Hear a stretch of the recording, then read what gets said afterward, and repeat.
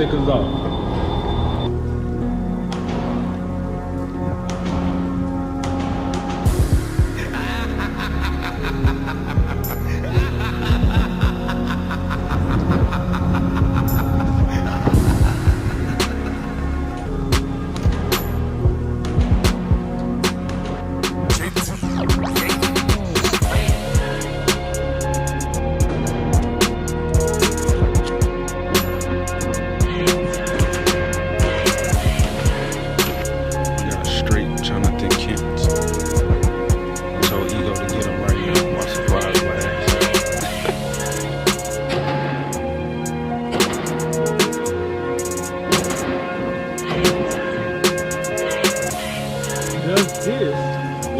Stays around, stays in our public, you know.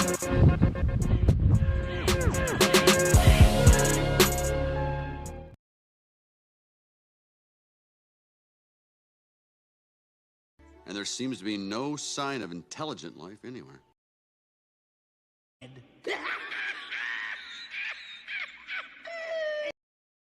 Look at this. Somebody come look at this. Look at this. Somebody come and look at this. Look at this. What up, people? What up? What's going on? What's going on, guys? We are live for Heroes No Capes, episode number 19. 19. Let's go. Almost at 20, son. We going strong. That shit feel good. Y'all, we got a hype show today. Not hype as in energy. You know, we always got the energy. Y'all bring the energy, you know, whatnot. But, man, we done finally got a hold to some fucking entertainment that's been great. That's been, we've been wanting. But before we get into all that, I don't know if we want to do that first or go over like the links and, you know, the news, the bullshit going on out there. Like I said, we haven't discussed that. So y'all on the fly with us, going with the flow right now. But we'll just see how it goes. We'll see how it goes. Appreciate y'all that's up in here checking us out right now. Thank you. Again, y'all kind of like be looking forward to the show, asking us when is the show, what's happening, what's going on. So we will get better. Like I said, every time we have a show, we're trying to evolve. We're trying to get better at something because, you know, we take ourselves seriously, then y'all will take us even more seriously. And we want to make sure that you have a fucking experience when you get here. And you know what I'm saying, is that it's worth coming, that y'all keep coming in. So yeah, appreciate y'all. I am the abomination known as Ego. The abomination known as AJ. My bad. And I'm joined by my homie, my co-host, Ego. What up, Ego? How you doing, bro? What's going on, everybody? Like Abomination AJ said, I am Left Eye Ego. I am ready to do this. I am ready to get into this. Some good entertainment for once, something that we can have a happy report on, as well as some of the other news that, you know, isn't so great. It's more agenda pushing, but, you know, I like to start off on a good note by saying, hey, there is some good entertainment out there, and, you know, this is what it looks like. Yeah, man. This movie in particular that we really gonna dive into, like the name, like the title of the show, Black Lead, Strong Females, Great Writing equals not woke. A lot Agreed. of disingenuous people would say that just because something has a colored character or a woman or a gay character, it's automatic woke trash, and we grift about it. No. When these companies prioritize checking those boxes as opposed to giving us a great story that includes those types of characters, and they market that, when you hear them coming out talking about these projects, oh, we have this, we have that, kind of like with Ironheart that we about to get into. We have this, check the box, pay attention. They saying squirrel, and those groups pay attention, like, huh? You talking to us? You got one of us in there? And they, you know what I'm saying? They assume that they're owed our support because of those check boxes. But no, you can have those things and still have a great fucking story. And Day Shift gave us that. But again, we want to end on a good note. So let's go ahead and get this bullshit out the way. Okay. What's the first article, title, whatever thing we want to go after? I just said Ironheart, so I mean, let's go and do Ironheart. I can work on that one since, you know, you're about that Disney life. So go ahead, let me go ahead let's put it up. Share the screen on this one here. My man John up in here. What up, John? What up, bro? All gas, no brakes. Man, I'm telling you, bro. I'm You telling you. know You know it. how we do. We don't get no fuck. All right. You see me up in here? We good? I see you. So can you not go down here and hit add to stream? And let me make Do sure you I can see get that? here. I don't think it gives me the option. Nope, just to edit name or stop screen. Okay, bro. Okay. We got to make you more important on this shit. You got to take control Yeah, of some stuff. So, all right, I'm adding it to the stream, but you I got it. All think right. I think you can still scroll though, right? Yep, I can still scroll. If you There see you me go. go up and down. All right, great. So here we Oh, go. This is actually from Deadline. We try to give you guys sources from anywhere we can. We just don't want to make it always liberal, always conservative. We want to go some liberal, some conservative when we can. So this actual article is from Deadline. Says Ironheart, Zoe Tarakis or Tarakis joins cast of Marvel Studios Disney Plus series. So let's check this out. Exclusive. Zoe Tarakis has joined the cast of the Disney Plus series Ironheart in a key role, says sources tell Deadline. Details regarding their role are being kept under wraps. Marvel reps declined to comment. Ironheart will star Dominic Thorne as Marvel character Riri Williams, a genius inventor and creator of the most advanced suit of armor since Iron Man. Okay. Previously announced cast also includes Anthony Ramos, Manny Montana, Alden Ironrick, and Shea Coulee. We talked about Shea Coulee last week. Production of Ironheart is currently underway. The addition of Tarakis, a transgender and non binary actor, and most recently RuPaul's Drag Race star Coulee, shows Marvel's ongoing commitment to diversifying the MCU remains strong. The company welcomed its first LGBTQ plus superhero, Fastus, and the deaf superhero Makari in Chloe Zhao's Eternals. Also for the big screen, Joaquin Gomez brought to life Latina superhero America Chavez in Doctor Strange and the Multiverse of Madness. Miss Marvel followed closely behind on Disney Plus, which tells the story of the titular Pakistani American superhero played by Iman Vellani, who will next appear in the film The Marvels alongside Brie Larson. Uh, it's going to go on to say what other stuff she's go ahead and played, as well as who her reps are, too. All right, so I'm going to get that one out of the way. We'll talk about that one later. But I know that I read quite a bit. Abomination AJ, thoughts? do I really want to get into Disney pushing their gay agenda on black shit, or Go what well, using black skin to push it? wherever you get in, where you fit in. Go ahead, man. Well, I mean, that's what it is to me. All of the gay stuff that's happening now. I'm not saying they haven't had any gay white characters or something. I don't know. I kind of checked out a lot of this shit, so nothing off the top of my head comes. But I know for sure, like I said, King Valkyrie. You got these characters that you got the black trans person thing, and now you got no drag queen, and now you got this trans person character. Um, Now, I will give them this. America Chavez had the lesbian parents. Were one of those parents black? Do you know? Not that I can recall, but I mean, if they wanted to go the angle, it's usually always Afro Latina to like double and triple check the box. Yeah. So So I'm not sure.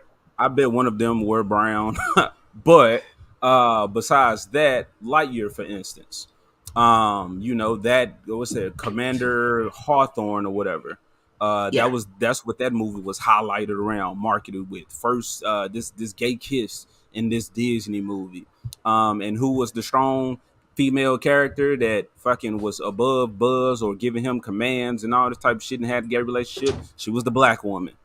Everybody exactly. surrounding Lightyear was fucking brown people, so it looked like he was trying to transport them like over the border or some shit. Could get them in or get them out or something. I don't know, but like I said, Disney is always sending mixed signals to me with this shit that they doing.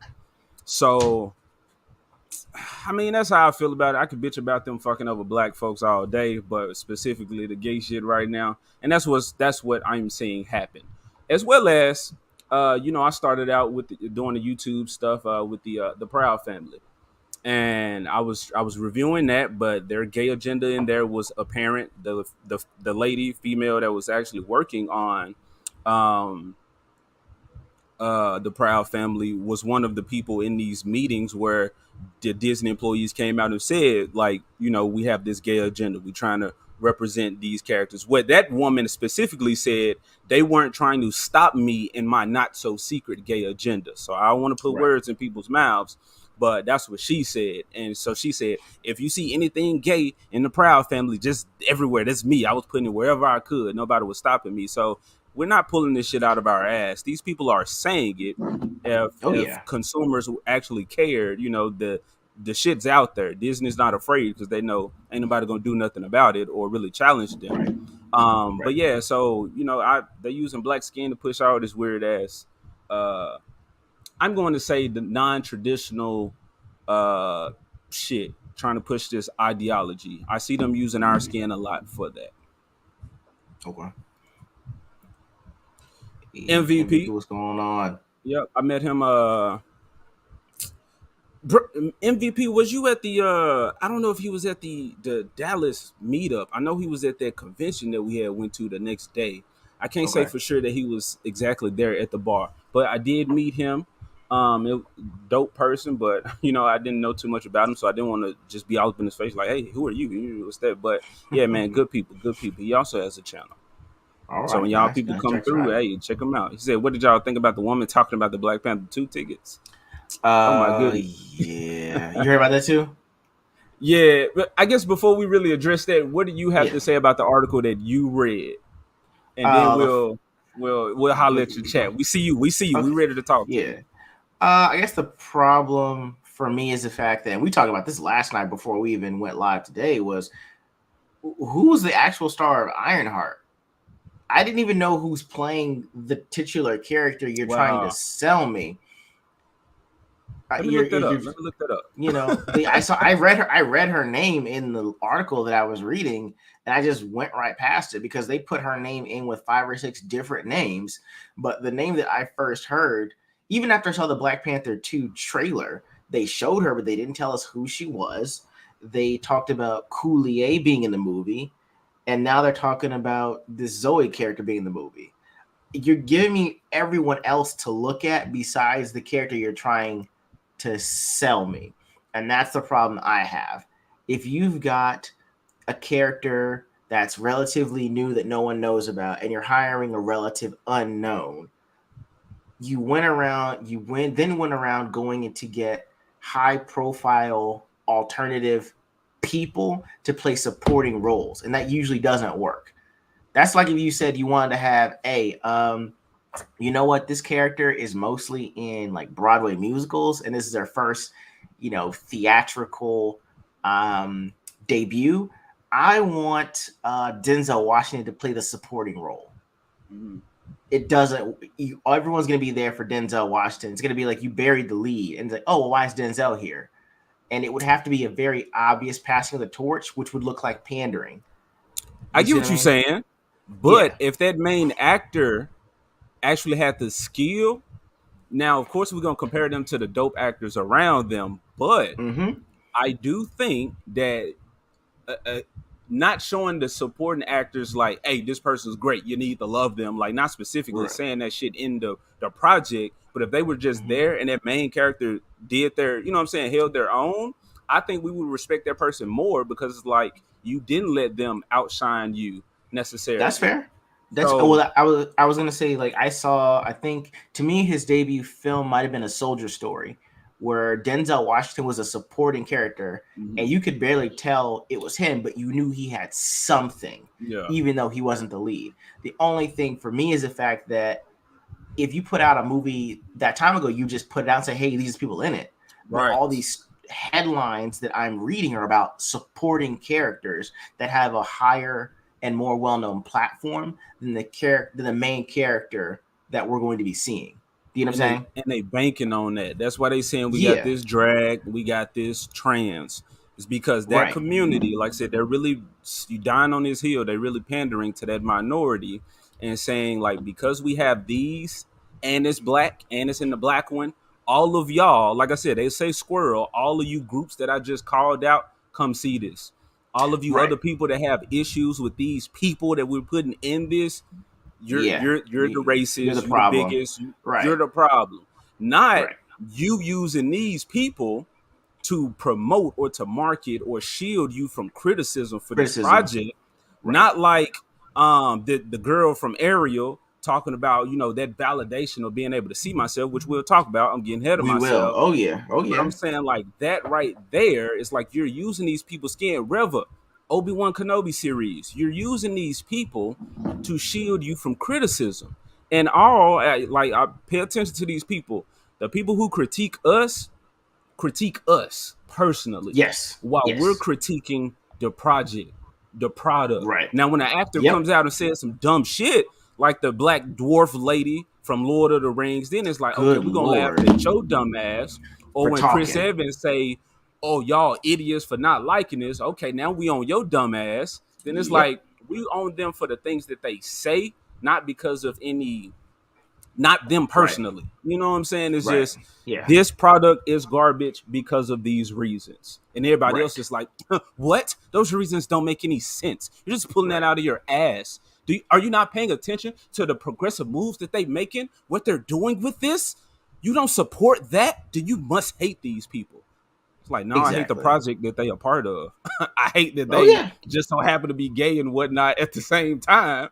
But dog shit is dog shit. But yeah, It I is. go off forever. That's how I'm feeling, bro. No, it's a valid concern. I think the thing for me is it used to be if you were underrepresented in anything, you knew that the market was going to be small, right? But you could have your own network. Like for instance, BET pre-selling to Viacom. You Mm-hmm. know, hey, we were only what, like 12% of the nation at that point. So hey, we'll check out BET because it's got our stuff on there. We don't in fact we're not going to see ourselves on UPN or the CW or the WB, which is what we wound up being because it got so popular. But we were okay with with being on BET. You know what I'm saying? Yeah, we have So respect for I'm ourselves to have our right, own shit our or own to seek out channel, our right, own shit. right. So I'm saying as much as they're pushing these all agendas on these characters, where is your network? Why Mhm. do you need these multi-billion-dollar companies My man, internet just went out, but to to go on to his the point, negative? Yeah. your internet went out, bro. Oh, it is. Yeah, well, your connection, but yeah, you Oh, keep my going, keep bad. going. Yeah, I was gonna say that you're depending on these multi-billion-dollar companies to back you when they were showing all the movies that would show, you know, you guys being either the fairy one or the feisty gay one, the stereotypical gay one that you didn't like. But now if they turn around and say, "Hey, I'm gonna dress this up for you," you're like, "Oh my god, yeah, queen," all this other Yeah, stuff. Like, where's your network? Where's your respect for yourself? Where's your self-respect? Instead of relying on these companies to do something for you, you keep relying on the machine to take care of you. because they only see validity in white people and white resources and white folks shit. Kind of like MVP's point, the lady talking about the Black Panther tickets. And I'm just listening to that shit, talking about white folks, I don't know, buy a ticket, give your ticket to some black person. Yeah. I guess you feel like some white dude gonna run and shoot up the theaters and white folk need to shield themselves, like shield all the black folks and whatnot. Do you not realize how soft that makes you as You a black sound person right. to It say does. harm will be brought up on us, you other people protect us? Not her saying, "Hey, black man, some folks might not like this. Are y'all ready to stand, you know what I'm saying, for us," type shit. The theaters will be diverse anyway. But I'm just Anyway, saying, yeah. you're not referring to us for security. And you talking about all this shit that this is a cultural phenomenon for black folks and whatnot. But all that Also, money that y'all black asses is spending is making some white dude richer. Sure, Ryan Coogler directed it, but if his higher ups say, "Hey, we all want your right. black ass out of here," or "Hey, you don't fit the bill anymore," "Hey, we can't use you anymore, your skin," he gonna be out of here. So what Da does da that da da really da do? da. Yeah, Exactly. what does Yeah. that really do for Well, us? you know what the other thing is. What's up? What's You know up? the other thing is, I know she ain't got no man. You know how I know?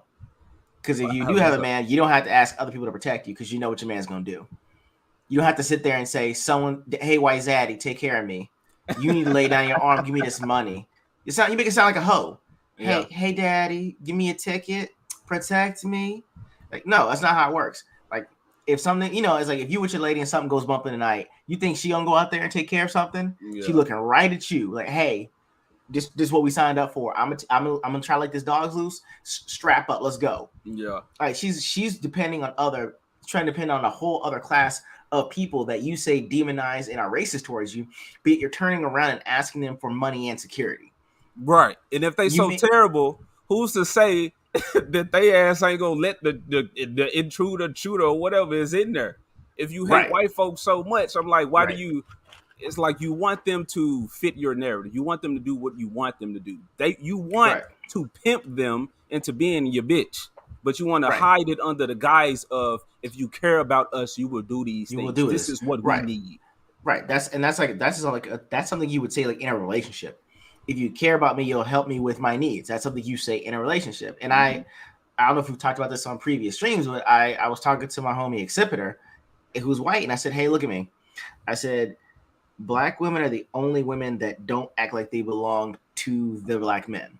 He said, what do you mean? And I said, hey, do white women act like they belong to white men? Yes. Do Mexican women act like they belong to Mexican men? Yes. Do the Asians? I went through all the races. He said, yes, yes, yes, yes, yes. I said, hey, do black women act like they belong to black men? He said no. I said, and that's part of the issue. You don't want us for security until we die, and then you're standing on our dead black bodies saying Black Lives Matter. But Yeah, when it saying comes to white man, why you do this to us? right, but then turning around and then asking him for the security and for the help that you're not getting because you're not relying on the men that you say you belong to. And I'm not saying that black men need to date black women, black women need to date black men, but within your own community, if you don't feel you can trust us, why do you think you can trust someone else? Yeah, if you're gonna lead with this culture shit, then we're gonna call you on this culture shit and make sure you Right, really, about what you're talking about, or you're just talking out your ass. right, But yeah, and when you yeah, come out go and ahead. speak for black folks and tell white folks they need to do this, yeah, Yeah, we gonna check your ass. I don't want to look at yeah, her video. I mean, y'all have seen it, it's irritating. Yeah, well, I think but the other thing is now is that you know what they're saying about black guys now. They're saying we're we are we're the black version of white patriarchy within our own race now. yeah, straight black men are the equal of Yeah, to white men and whatnot. yeah. So I was like, oh, it's like you do realize that alienates you further from us, and you can't be trying to occupy our space and say, hey, I'm a blurred, but yeah, I don't act like I want to be around you. This makes me uncomfortable, you white supremacist. Like, but I look like you. It doesn't matter, you're a white supremacist anyway. You know how confusing that is to deal with.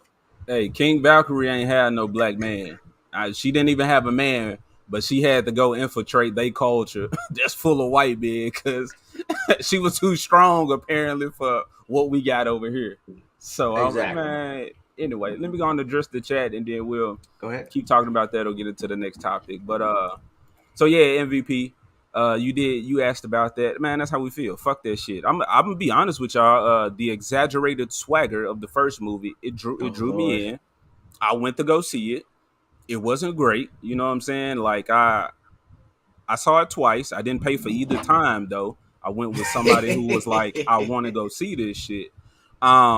Yeah, I didn't care to see it because Civil War was hyped up for me, as in I was kind of checking out of the MCU. No, I take it back. I take it back.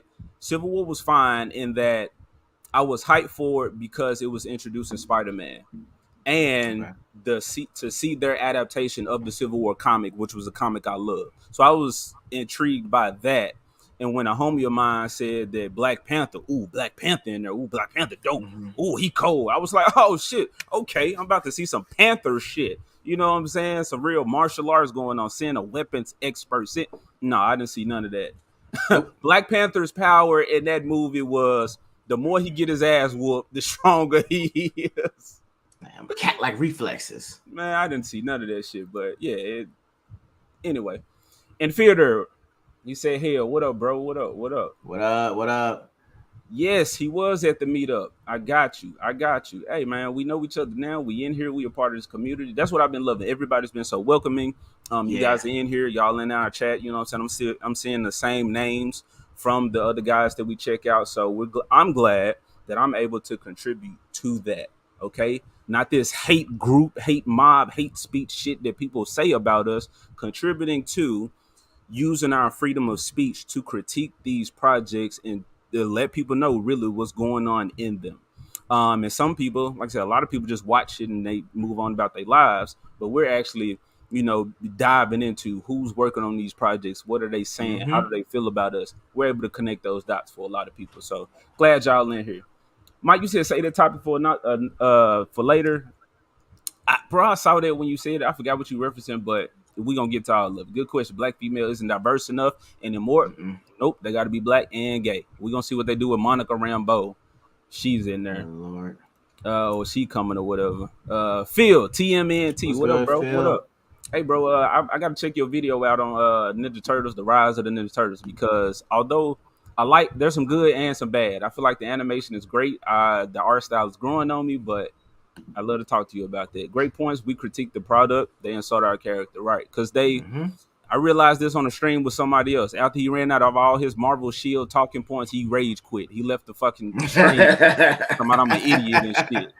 But we the ones that parrot talking points. But it's like, no, I can stay here all day and talk about this shit because I Yep. care. I love it. I invested. I was here before you normies got here and fucked it over.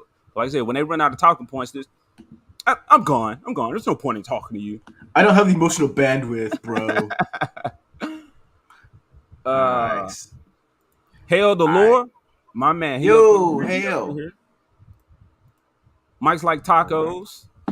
Us is Mike. I don't know what the fuck you saying. Us. What you saying? What are you talking about? What are you talking about? Glad I you in think here it's though.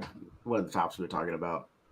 T'Challa was better in Civil War. The first Black Panther was just okay if people are honest with themselves, bro. My whole thing is Fair. Black Panther's story was shoehorned in there with Iron Man versus Cap. That, like I said, the source material, Black Panther's story ain't have shit to do with that, so it didn't have to be for this Mm-hmm. adaptation. But they don't. There's something else I realized. Every black character, these main black characters, they've only been team up characters. So Marvel love black so Yeah. much, but they haven't had the nuts to introduce a black character in their own shit. You know what I'm Yep. saying? War Machine, Iron Man buddy, Falcon, Iron Man. I mean, Captain America Captain buddy. Even America. though he's on his own superhero, they just made him Cap's buddy. Uh, who else am I? Who the last one? Black Panther. Oh yeah, he didn't Mm-hmm. get his own move. He had to get pushed in as a team up character with them. So, bro, this garbage Marvel be talking about. Like I said, with Ironheart, they gonna check every box they can with the black shit. So we're gonna throw the anyway, saying the same Yeah, shit. I got you. Oh yeah, we'll have you on my channel at some point. All right, bro, I'm in there. All Just right. go free. Let's U.S. flag show up on chat. Hey, U.S. flag, yeah, bro. I got my issues with politics in America and whatnot, but hey, it's the best place to be. And I can talk my shit freely Sure. here.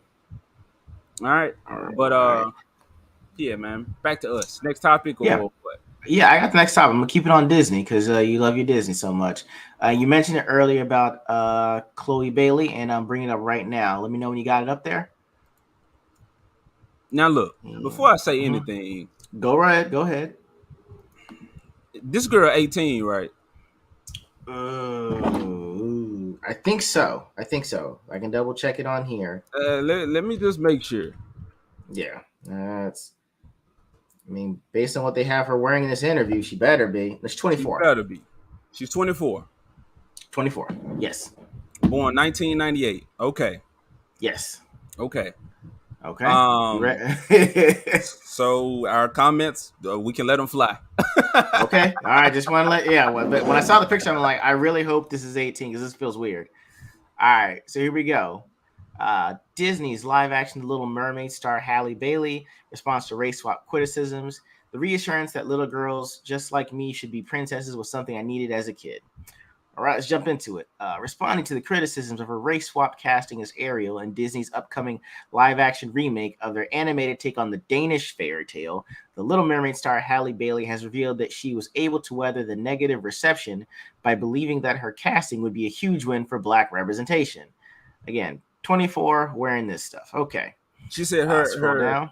her introduction would be great for Black representation. Is that what you said? Oh Bro? yeah, bro. Oh yeah, that's exactly what she said. Here it comes. There's gonna be more to it. Kind of like that Black Dwarf said. This is everything for people of color. These progressive moves Exactly. we make, bro. These Every time, man. I have 10 seconds. It's great for Black people of all races. most Black folks Good don't give a Lord. fuck about a lot of this. No, we do not. All right. So moving on, speaking to the topic during a recent interview given for a profile in the outlet's upcoming August issue of their physical magazine, Bailey explained to Variety writer Angelique Jackson that one of the major reasons she felt honored to be cast as Disney's iconic red-headed mermaid was because she wanted the little girl in me and the little girls just like me who are watching to know that they're special and that they should be a princess in every single way.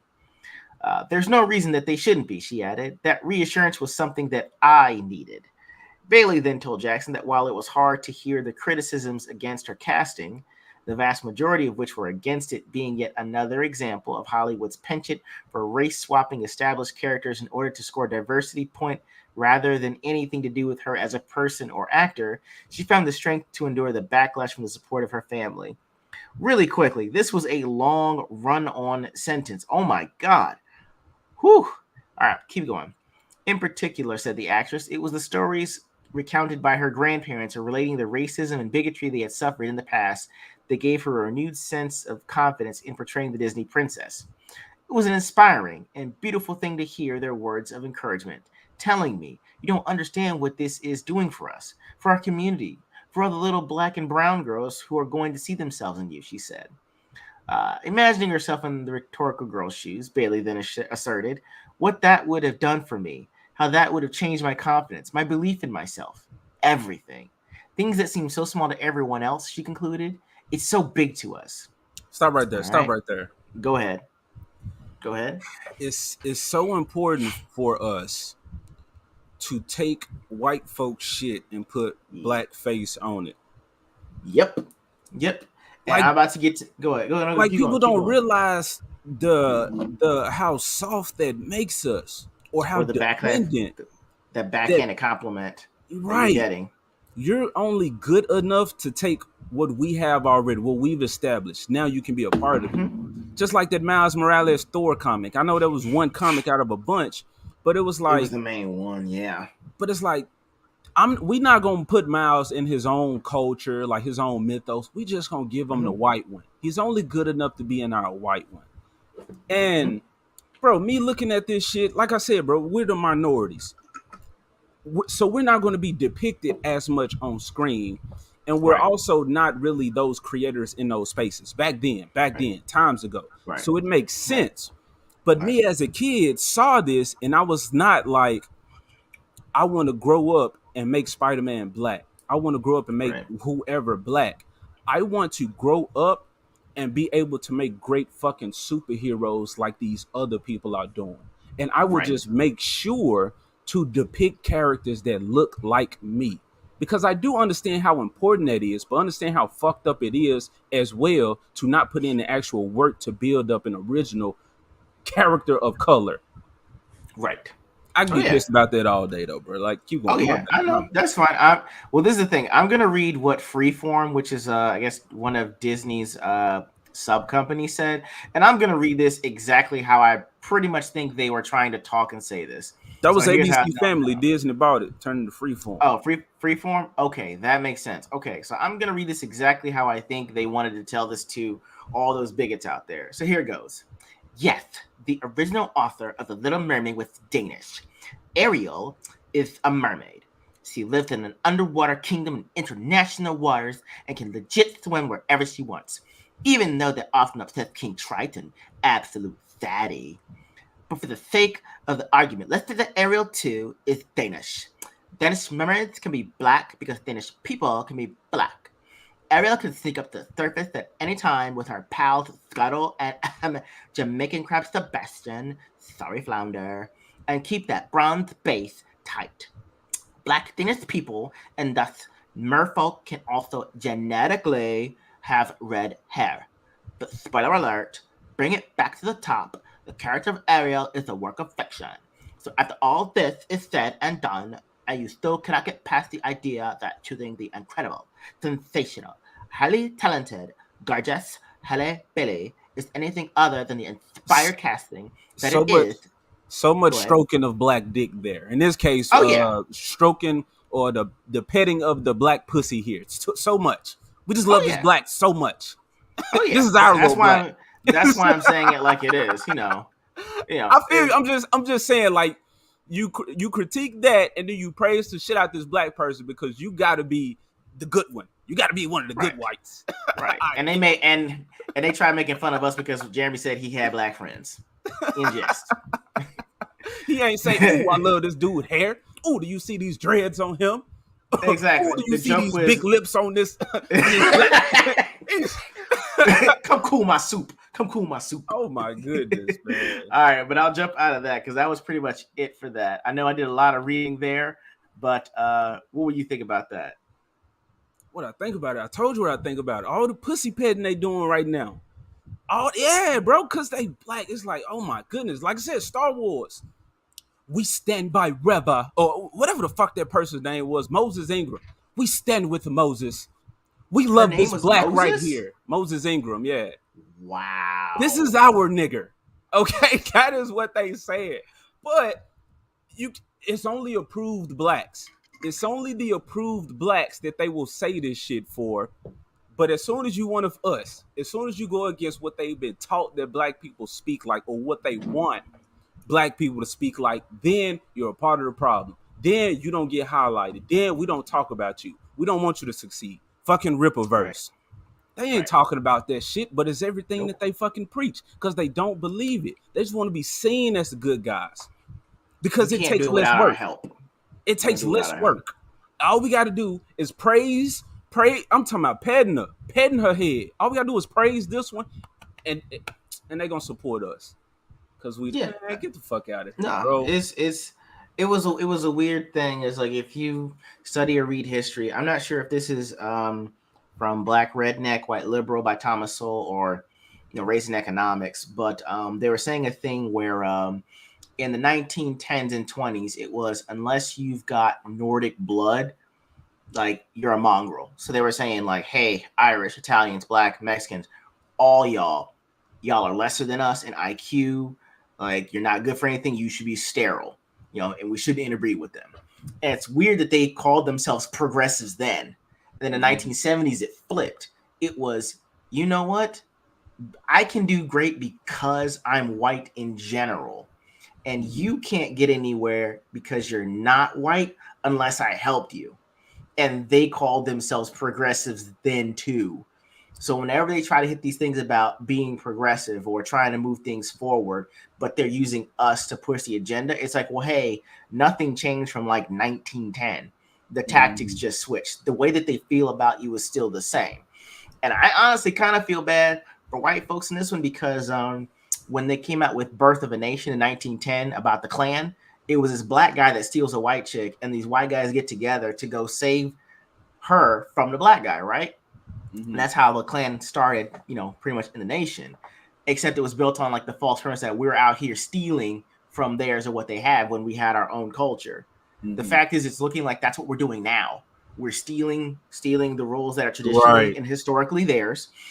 There was the Great Replacement theory, which I think is kind of spot on because they're replacing a lot of the white majority with the black people or either the black and brown, saying, well, hey, they should get this just because you don't have the skills, the credentials, or the networking to get there, but all of a sudden you're placed in this place of power. And so now you're actually giving legitimacy to what you deem white supremacists being of white supremacy because you're taking away from them. What happens when they want to take it back? You think it's going to be a light take back? They creating the world and these villains that they speak out, that they say are here. They're speaking the shit into existence because you got it looking like black folks is taking over all white folks shit. And then these black folks, like I said, speaking out of ignorance, they proud about it. We're so glad we finally being seen.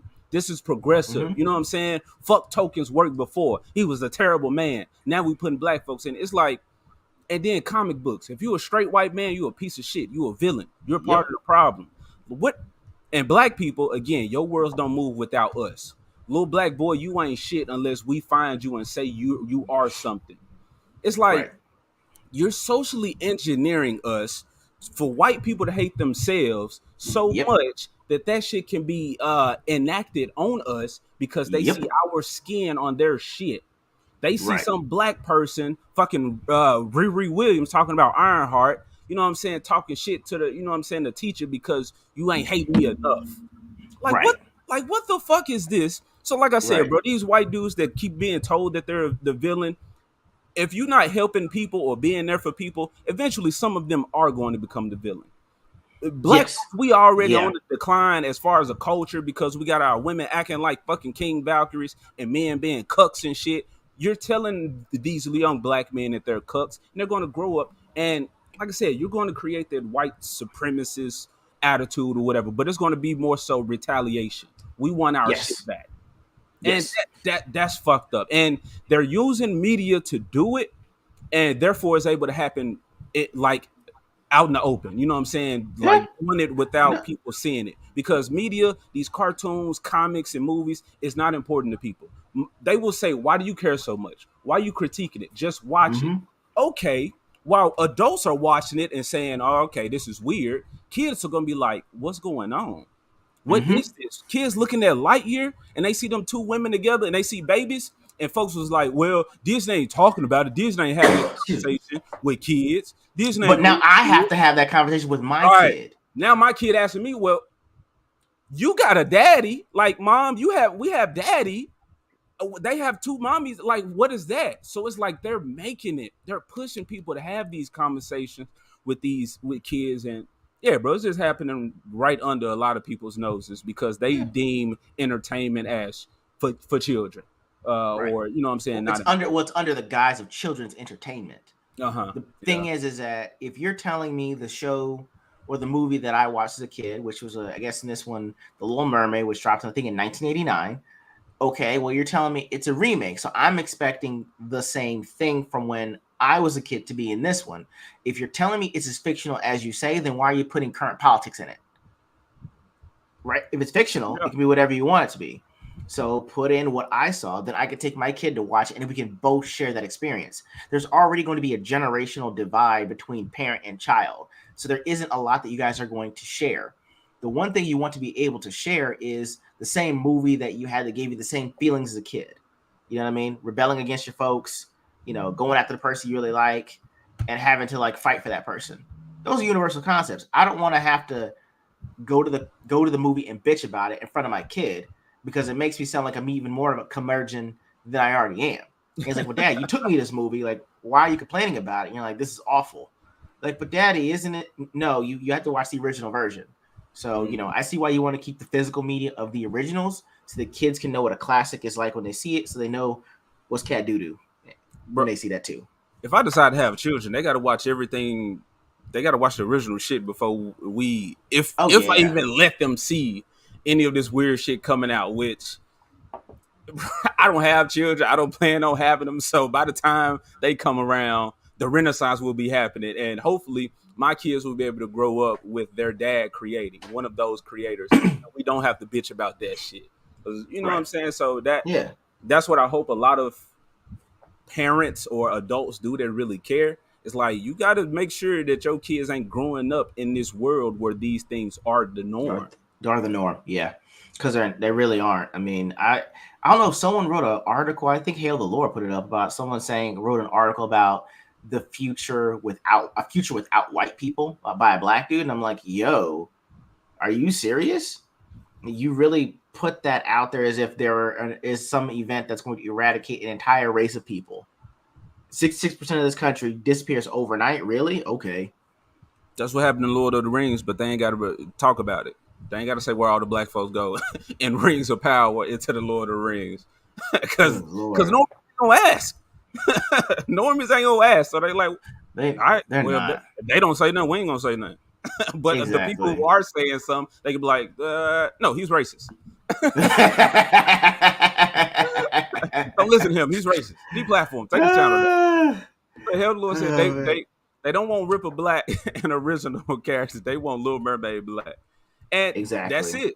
That's it. Just they don't want Isom. You know what I'm saying? Some companies, I'm sure some people will reach out to him because they want to buy that black man shit. They don't want him to have his own shit. You know, I'm not gonna say everybody's just exactly nefarious. Like somebody's just like, oh, I see that make money. I want that.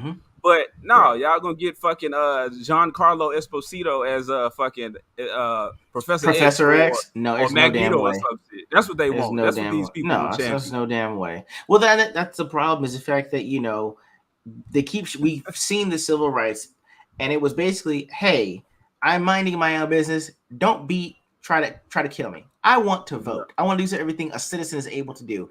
I want to coexist. Doesn't mean you have to like me, but it means that you're not just going to run up and try to kill me just because of the way I look. And that was it. We just equality was that. Just treat me as a citizen, as a person, and that's it. And I think that we climbed that mountain in 2008 when Obama got elected, right? Highest, most prestigious position in the entire nation, black guy held it. I think for the most part, we were done with not racism in general, but overt racism and kind of the bigotry, right? You say that? I'm gonna say I disagree because Okay. I hate politics so much. I feel like all of them puppets. They got some grand scheme. I feel like Obama was placed there to Well, that's say what I'm saying. Democrats are the good guy. Right. I know, but I'm saying is that if racism were as bad as everyone projects it to be, we never would have even had one get that far. His Even if ass they would were have got placed assassinated. I'm not saying he should. I'm saying if people were so racist, that would have happened. I feel right. Because honestly, technically, the first black president should have been Colin Powell, because he was considering a run around that time, and his wife told him not to do it because she was afraid that he would get assassinated again. But that's a Republican guy that was going to run for president. I think had he run, maybe he would have gotten assassinated, and maybe his wife would have been right. I'm saying all this because it seems like at that point, when you reach a level of equality, you're going to want your own, right? And it just keeps seeming that even though we've reached the point of equality, you're saying that we still got all this racism, but I can't be equal to you until I take from you.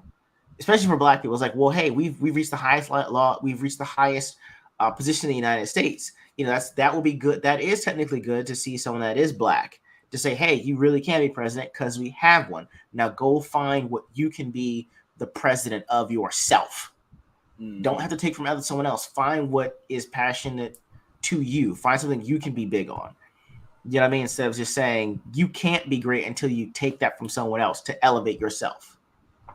Bro, and the representation shit, because I'm like still on that Chloe Bailey thing. I want to pull that back up because that outfit that she was rocking did look good.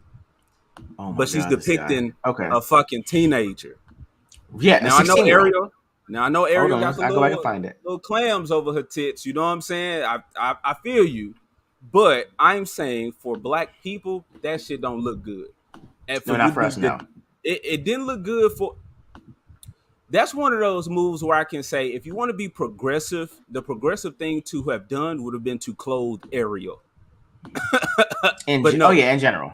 You want to go back to hold on. You want me to go back to give me a second? Hold on. Yeah, like not exactly clothe her, but I'm saying like Mara. Does she have her titties out in the Aquaman movie? She was clothed up.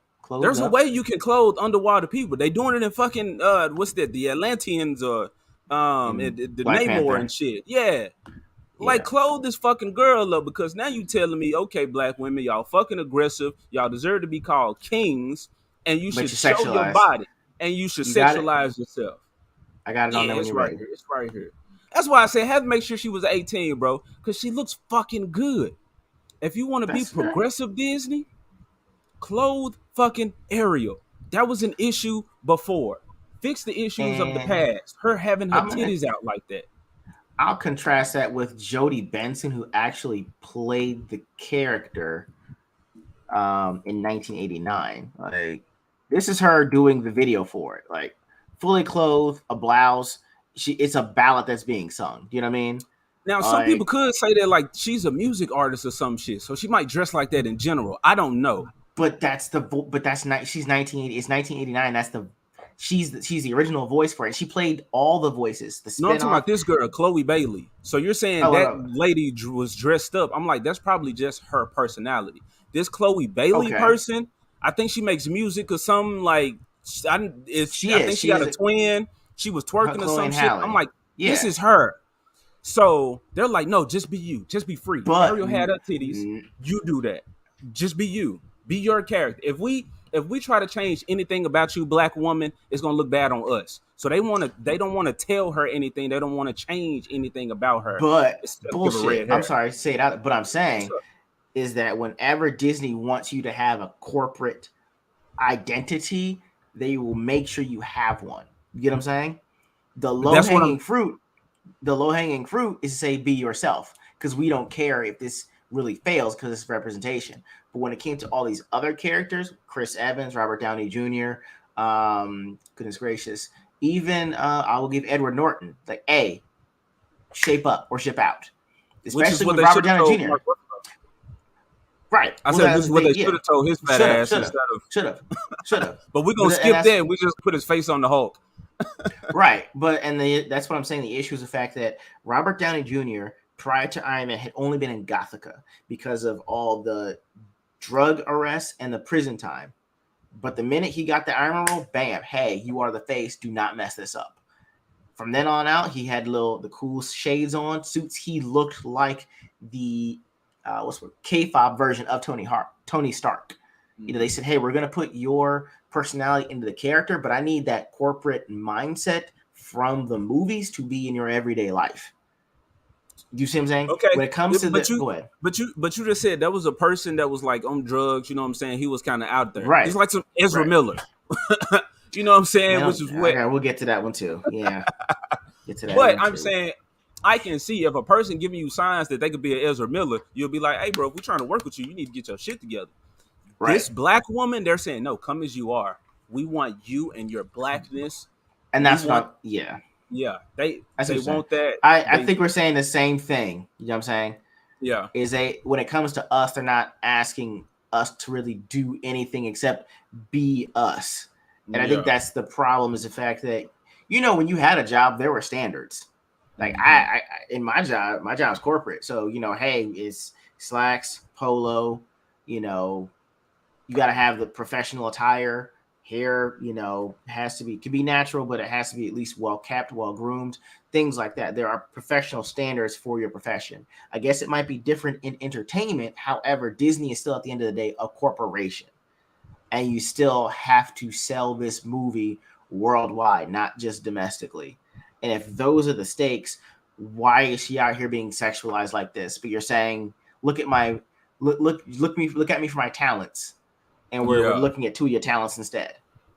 I'm trying to look at it from both sides, because I can't just, we're saying she's being sexualized, but if you look at Ariel, she got the clam top on.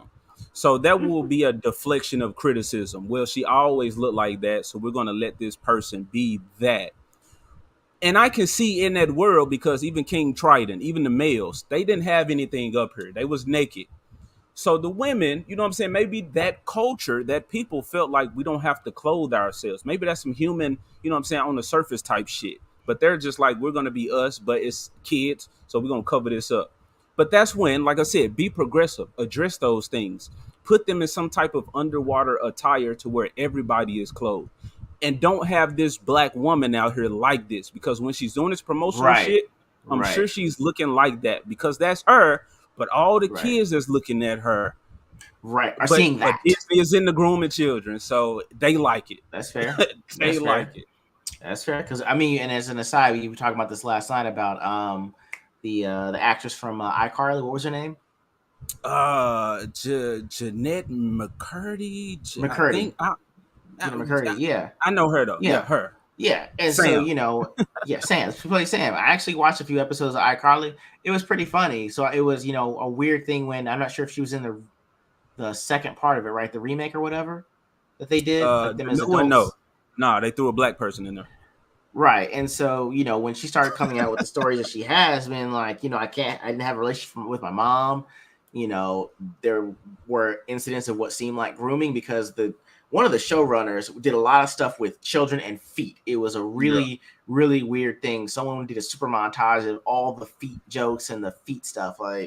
So, it's not like these things aren't there. It's weird that they wanted to talk about Harvey Weinstein, but not how this is apparent in Disney and Nickelodeon or in, media, period. Entertainment, media, probably other areas. I know telling how many adults out there saying, hey, if you want to be in this position, you gotta do me a little something. Hey, let me use these. You know what I'm saying? Like, right. Because you talking about that dude, and I was just thinking, like, shit, he was also like a key actor in like the Amanda Bynes show. Yeah. All of that Nickelodeon shit that was happening at the time, he was in a lot of it, as well as other people But it's like that shit is just happening and no attention is brought to it. Also, Dan yeah, Snyder, that Gordon, dude. Dan Schneider. Yeah, there we go. Yeah, that's what I was gonna say. Yeah, yeah, Dan Schneider. Yes, and so I remember when the director, was it Brian Singer for the X-Men movies, when a guy accused him talking about how he would have those pool parties, and then within like 2 days they're like, no, no, no, I recant the story. And it's like, Mhm. well, now what we're having with the Epstein client list that we never saw, we're still waiting to hear about that. Ghislaine Maxwell is in a minimum security prison. Why isn't anyone going after the bigger story about grooming and pedophilia? You know what I mean? Especially if we're seeing all these actors having all of these blow ups and tantrums, which is weird because it's around the specific age of like what, 24 to 30 that we're seeing this. They're all just seemingly spazzing out and having these mental breakdowns. Like, you'd want to Mhm. look more into that, especially when it comes to Ezra Miller stuff. Because good God, Yeah, just like with the Ezra Miller thing, you have to have adults in place to say, "Here, take my kid," yeah, and you're promising the parents something to makes them trade. You know what I'm saying? Trade their child for that, and like the parent is just like, "Do whatever you want with my kid, as long as I get paid, as long as I get mm-hmm. something out of the deal." And I'm like, bro, that's Yeah, weird. yeah, This is on a lighter note. I presented what? this to my wife. I said, Mm-hmm. I'm saying like people really don't, or these companies, whatever, they really treat children like they're retarded. And what I Okay, mean by that is, if you take a child to Disney World, why the fuck are all these characters who are normally like chest down? Why are all them big ass dudes in suits?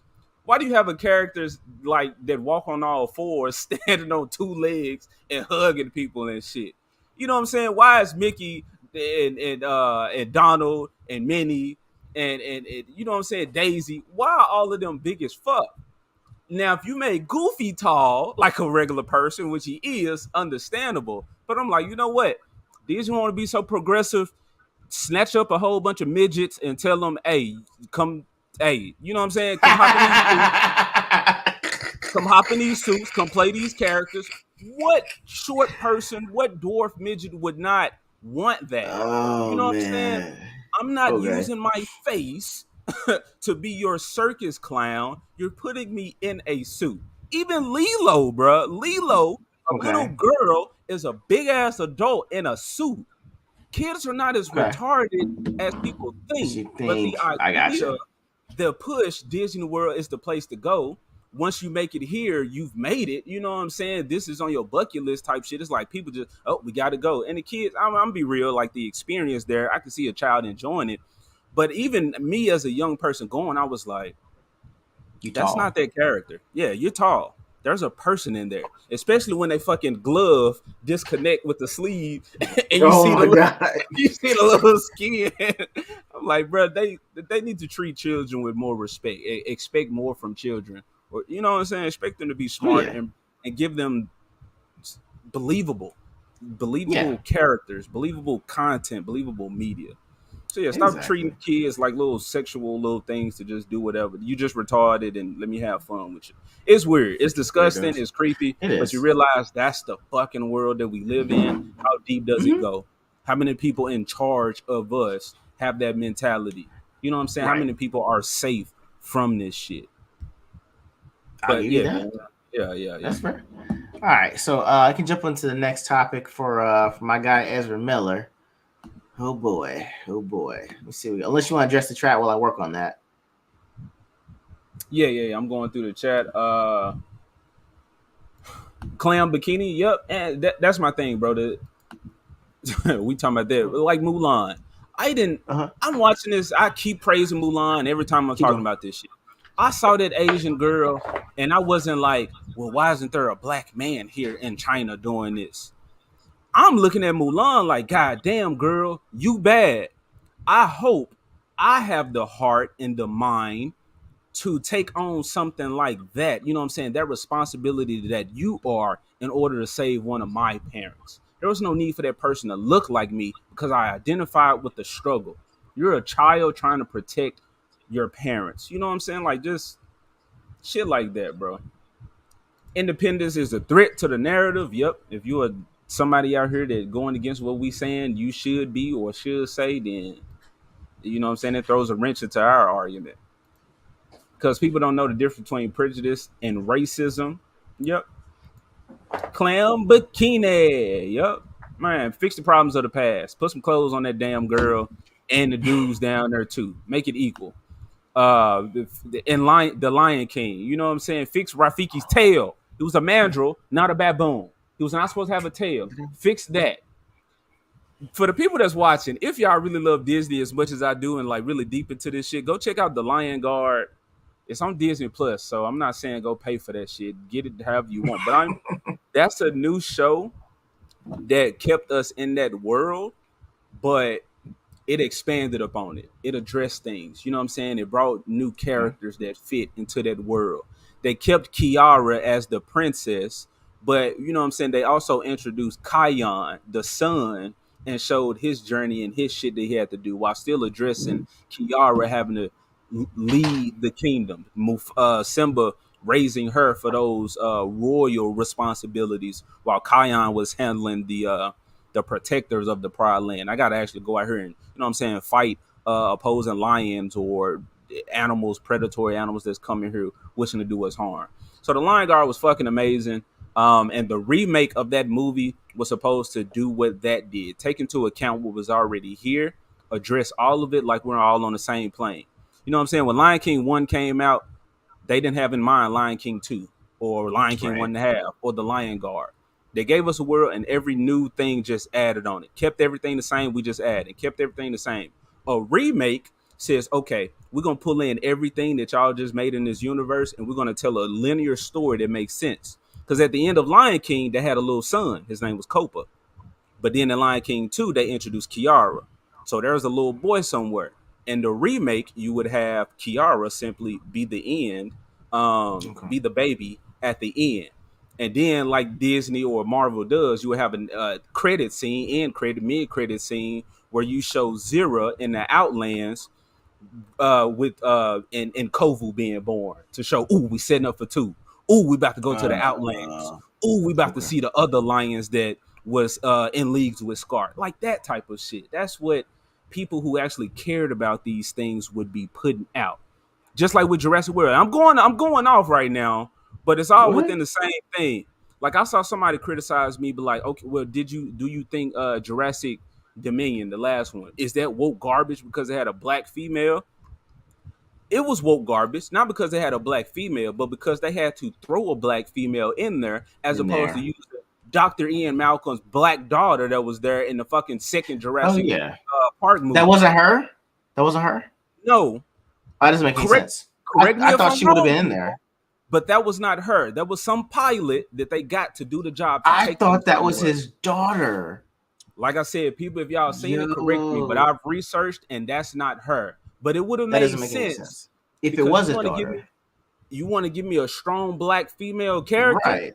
Her ass was just fighting raptors in the first one with gymnastics. Her dad is a fucking top tier scientist.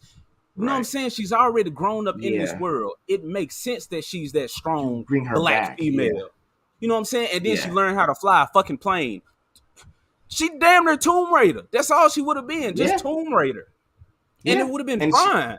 And you'd have said, this is a character we saw. She was in the character. She was in Jurassic Park 2. So you should know who this is. It's the daughter. Established character. It's a dad. She didn't want this work. She didn't want this life, but now she's in it because her father's in it now. Because I know that he wasn't in the first when they did the first remake. He wasn't in that, right? He was only in the second one. You talking about? He wasn't. No, he was in the third one. He wasn't in the first 2. Oh, he's only in the third one. Yes, they pulled out the original characters for the third one. Okay, yeah. Well, then if that's the case, then it would have made sense that him and his daughter would have been in there. If you're introducing one, you might as well introduce both. If it gets to this point, it doesn't make any sense that you just put a black character in there. I automatically thought, I was like, oh, that's probably his daughter, and I moved on. I still didn't watch it, but I thought it was his daughter. I looked at it and said, if that's not his daughter, this is woke garbage. I found out it wasn't his daughter. It's woke garbage. Because you're just putting shit in there as opposed to paying attention to the actual world that's already created. That movie should have, like, you could have her dad, the scientist. He don't want to be out there running from dinosaurs and shit. Nah. Have him in here. She's the field agent. Have her out there doing this type of shit. Have her with Chris Pratt What, because he's training raptors, and you know what I'm saying, he understands that these dinosaurs are creatures. Talk to them, they not weapons. You can have Mhm. these elements, but when you, again, I'm saying the same shit, No, but no, you're right because for us it was like for Jeff Goldblum's character. The weird thing was we never questioned why that was his daughter. We I said, "Oh, okay, did. this is daughter." I did. Look, You I did? questioned. Okay, Look, 'cause I even as didn't. a young person, I looked at race. I looked at it. I paid attention. Maybe because I'm an artist, so to me, it's color. You know what I'm saying? I'm seeing Okay, characters. You know, like if I'm gonna create something, I'm drawing people. I gotta put races on people. I gotta put colors of okay. skin. So I'm like, maybe that's why I paid so much attention to it. I don't know, but I was like, okay, well, he's like Italian or something. She black. Hmm. What does the mama look like? But it didn't take me out of the story. I had that thought, Right. but I was Okay. like, she's still just a dope character. You know what I'm saying? They just Yeah. expand in the Jurassic World. Yeah. So I just was like, oh, okay, that's his daughter. Moving on. I mean, I kind of take the Tommy Davidson approach. Like Tommy Davidson was, from A Living Color. Yeah, We was doing the Vlad TV interview. He was like, he didn't know he was adopted by white parents, but he thought that people were like puppies. Like you could look like different colors, even if your mom and dad kind of look different. So he's like, oh, I must look like puppies look. My parents look one way, yeah, I look the other way. So I kind of had that approach again as a kid. So I was like, oh, that's your dad. Oh, okay. Moving on. And then yeah. you watch it and you're like, oh, okay, you know the relationship. So when I saw the black girl with Joy Bolton's character in that trailer, I was like, oh, that's the daughter. She grew up. Oh, what's she into? And that would have been my potential into watching it. But I can only imagine how upset I would have been had I known I got bait and switched. Like someone put a squirrel in front of me, and then I'm looking at it like, no, that's not the squirrel. Wait, what? I got bait and switching to watch this movie. I was gonna want to see it for Jeff Goldblum's daughter. What did she grow up to become? She would be the How does she? same age as I. Yeah, she'd be the Yeah, same age as me. Well, what is it like when you get exposed to something that young? What does it do? It either makes you go deeper into it and you want to hunt dinosaurs and look for them, or you go completely out of it and you're like, I want nothing to do with this, but my dad yeah. drug me back into it. Yeah, But she was just a badass that we just gonna throw in there and make her black, and there you go. yeah. Um, let's see. Jurassic World is a great series and more well handled than most things today. Diminishing Returns. The first one was great. I loved Chris Pratt because I trained dogs. I love to see him work with those raptors. I think that girl, that little clone girl, should have had like some psychic connection to the damn dinosaurs, and she should have been talking to them, and they should have been on the conservation shit. And while Chris Pratt going out there like talking to him, then he like, damn, this one right here, wild. I can't do it. Then you see his little clone daughter come in, and she talk talking to it. And I'd be like, hey, that's a cold ass female main protagonist in a way. It makes sense why she is that. But anyway, yeah, this ain't about Jurassic World, but it is another point of how these companies, these projects already had these elements in them, but because they don't give a fuck, they're not going back to that. They're not referencing Right. that. They're like, what can we push in here right now to check those boxes? Exactly. But Um, go ahead. look, Mike said I'm thinking about it too hard. Want We Jeff think about way Goldblum more on than the they second did. one as a cameo. I don't know. That's what I Maybe was wondering. I Go saw ahead. the second one though. I liked it. The island being destroyed and now the dinosaurs being a part of our world. Yeah, I like that. The opposite led you to believe would have been Malcolm's daughter. It was stupid. Oh, so hey, tell me, y'all. Like I Yeah. said, correct me. But I went and looked. I asked people that was not her. There, you thinking we ain't about that? And it's like just like with the woman saying I'm the first female dwarf in cinema or some shit. It's like broad. If you Yeah, would have someone just ruined fucking that. watched The Hobbit, you would have been like, oh, okay, well, I can't say that bullshit. But wait, was she overemphasized or was she just a regular character like the others? I personally didn't feel woke really, bro. I didn't see the third movie. I'm just saying based off of trailers. When I see those elements just from a Mhm. trailer, then I got issues with it. You know what I'm saying? Right. Like, so like, It's tell yeah. me, Hell the Lord, was that his daughter? If not, Yeah. then they just threw a black woman in there because Person in they there. needed a Right. black woman as opposed to using the established black woman that they already Carriage. had that Had right. actually had a connection to the legacy characters that you're bringing in. I'm Right. just saying it It's could not have been done yeah. creatively. It's not like we're saying also that all black people have to be the same character if we haven't seen them. Yeah, But the problem is that the only badass black character that we remember that wasn't Samuel L. Jackson because he got eaten in the first one was Jeff Goldblum's daughter in the second Jurassic Park. So it's like, well, if she's that badass, why wasn't she in the first one? Why are we waiting till 3 to see her? And if you put Jeff Goldblum's character as a main character and you put the black girl in this character, we're trying to make the connection that that's his daughter. That's the only time we've seen him with someone else black. So we're like, so the fact that you put her in there made her this badass, but it's not in any relation related to Jeff Goldblum's character. It's Right. confusing. It's not related to the characters that we have already. Like I said, I saw that she was a pilot. I think she was just being hired for a job. But also, what about the black dude that was trained in the Raptors with Chris Pratt? Does he come back? That's an established Jurassic World Park black character now. Did he come back for his own fucking series? The actual original actress for Malcolm's daughter is still living. She could have returned. I don't know what if she can or wants to. She probably see, and unfortunately, the narrative built is she might be like, I'm just saying, hypothetically, she could have been like, no, the world hates black characters right now. I don't want that. But it's like, no, girl, if you listen, we want you. You was here. Right. But the thing is, like, but everyone else that was an original character was in it. I was surprised that the people that were kids in the first one aren't in it. You know what I mean? They brought back some connection, especially some look, connection. Tim loved dinosaurs. He looked up to Alan Grant. Yeah. Little boy electrocuted. Yeah. So, I mean, there are plenty of opportunities. What we're saying is the fact that if you tried to go as all out as you say it and bring back the original cast, then why didn't you get her? Because she was integral to the second Jurassic Park when things were going totally ballistic. You know what I mean? She played an integral part in that one.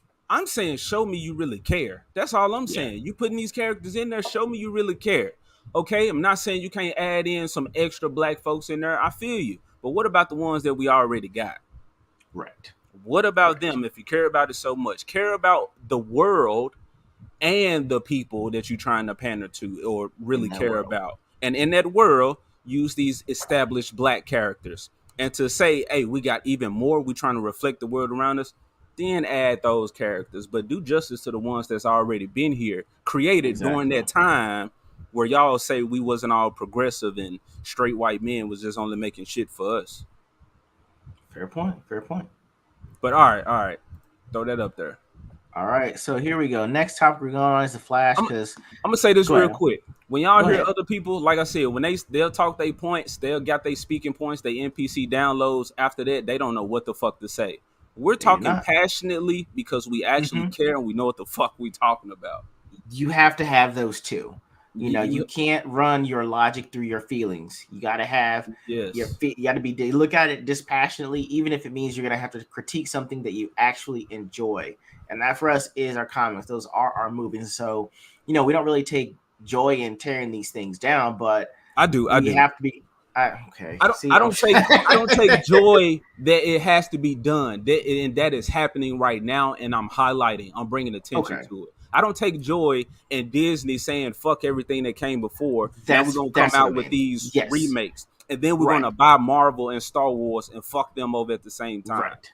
Yeah, but I'm not going to agree with the general consensus that they try to put out just so that I feel good. You know what I mean? It's more just saying, hey, look, we have to be critical on this, call it out for what it is, because I love this, I have to tell you like it is. I have to be dispassionate about it, devoid of my feelings on it, and tell you what it is. And then, the passion is the fact that we actually want to see the medium survive. We want it to thrive, but not like this. But anyway, it brings us to us trying to go on talking about DC now. So this is from the Hollywood Reporter. Warner Brothers is weighing the fate of The Flash as its Ezra Miller problem grows. The studio ponders 3 paths forward for the expensive DC film, with a worst case, if unlikely, scenario including the project being scrapped. Here we go. The fate of Warner Brothers' The Flash hangs in the balance as actor Ezra Miller continues to make headlines for their controversial behavior and various arrests. An outright shelving of the film is not off the table, though it would be a last resort. Warner's and its new parent company, Warner Brothers Discovery, had hoped to avoid the line of fire because its big budget DC superhero tentpole isn't scheduled to hit theaters until June 23rd of 2023, but the pressure is mounting by the day. So essentially, they got 10 months to make a decision. On Monday, the actor was charged with felony burglary, and on Wednesday, Rolling Stone reported that Vermont's Child Services Department is attempting to locate a mother and three children who have allegedly been residing at Miller's farm in the state, which is something that we talked about a few episodes back. A source with knowledge of the situation says the studio appears to be preparing for three possible scenarios. First, Warner's has received indications that the 29-year-old Miller, whose mother has accompanied the actor in recent days, will seek professional help after returning home to their farm in Vermont after being away. If that happens, Miller, who goes by they, them pronouns, don't know why they had to put that in there, could give an interview at some point explaining their erratic behavior over the past few years. The actor could then do limited press for The Flash, and the movie would be open in cinemas as planned. The second scenario, even if Miller doesn't reach out for help, Warner's could still release the film, but don't expect Miller to play a prominent role in terms of marketing and publicity. Nor would Miller be the Flash going forward, as the role would be recast in the future projects. Third, the situation with Miller deteriorates further. This would see Warner's killing the movie outright, as it could not be reshot with a different actor. Miller plays multiple characters and is in almost every scene. Scrapping a $200 million film would be an unprecedented move. And I'm actually going to stop right there so I can throw it back to you, Abomination AJ. What have been your thoughts in reading this? And reading and listening to you and just everything I know, Yeah. bro, I don't know, handle Ezra Miller like they want to, catch that dude, give him a trial, whatever. As far as the entertainment, I told you not many DC movies even really entertained me or pleased me, but I'm also Okay. not a DC guy. I'm a Marvel guy, so take my opinion with a grain of salt. But Mm-hmm. um, because I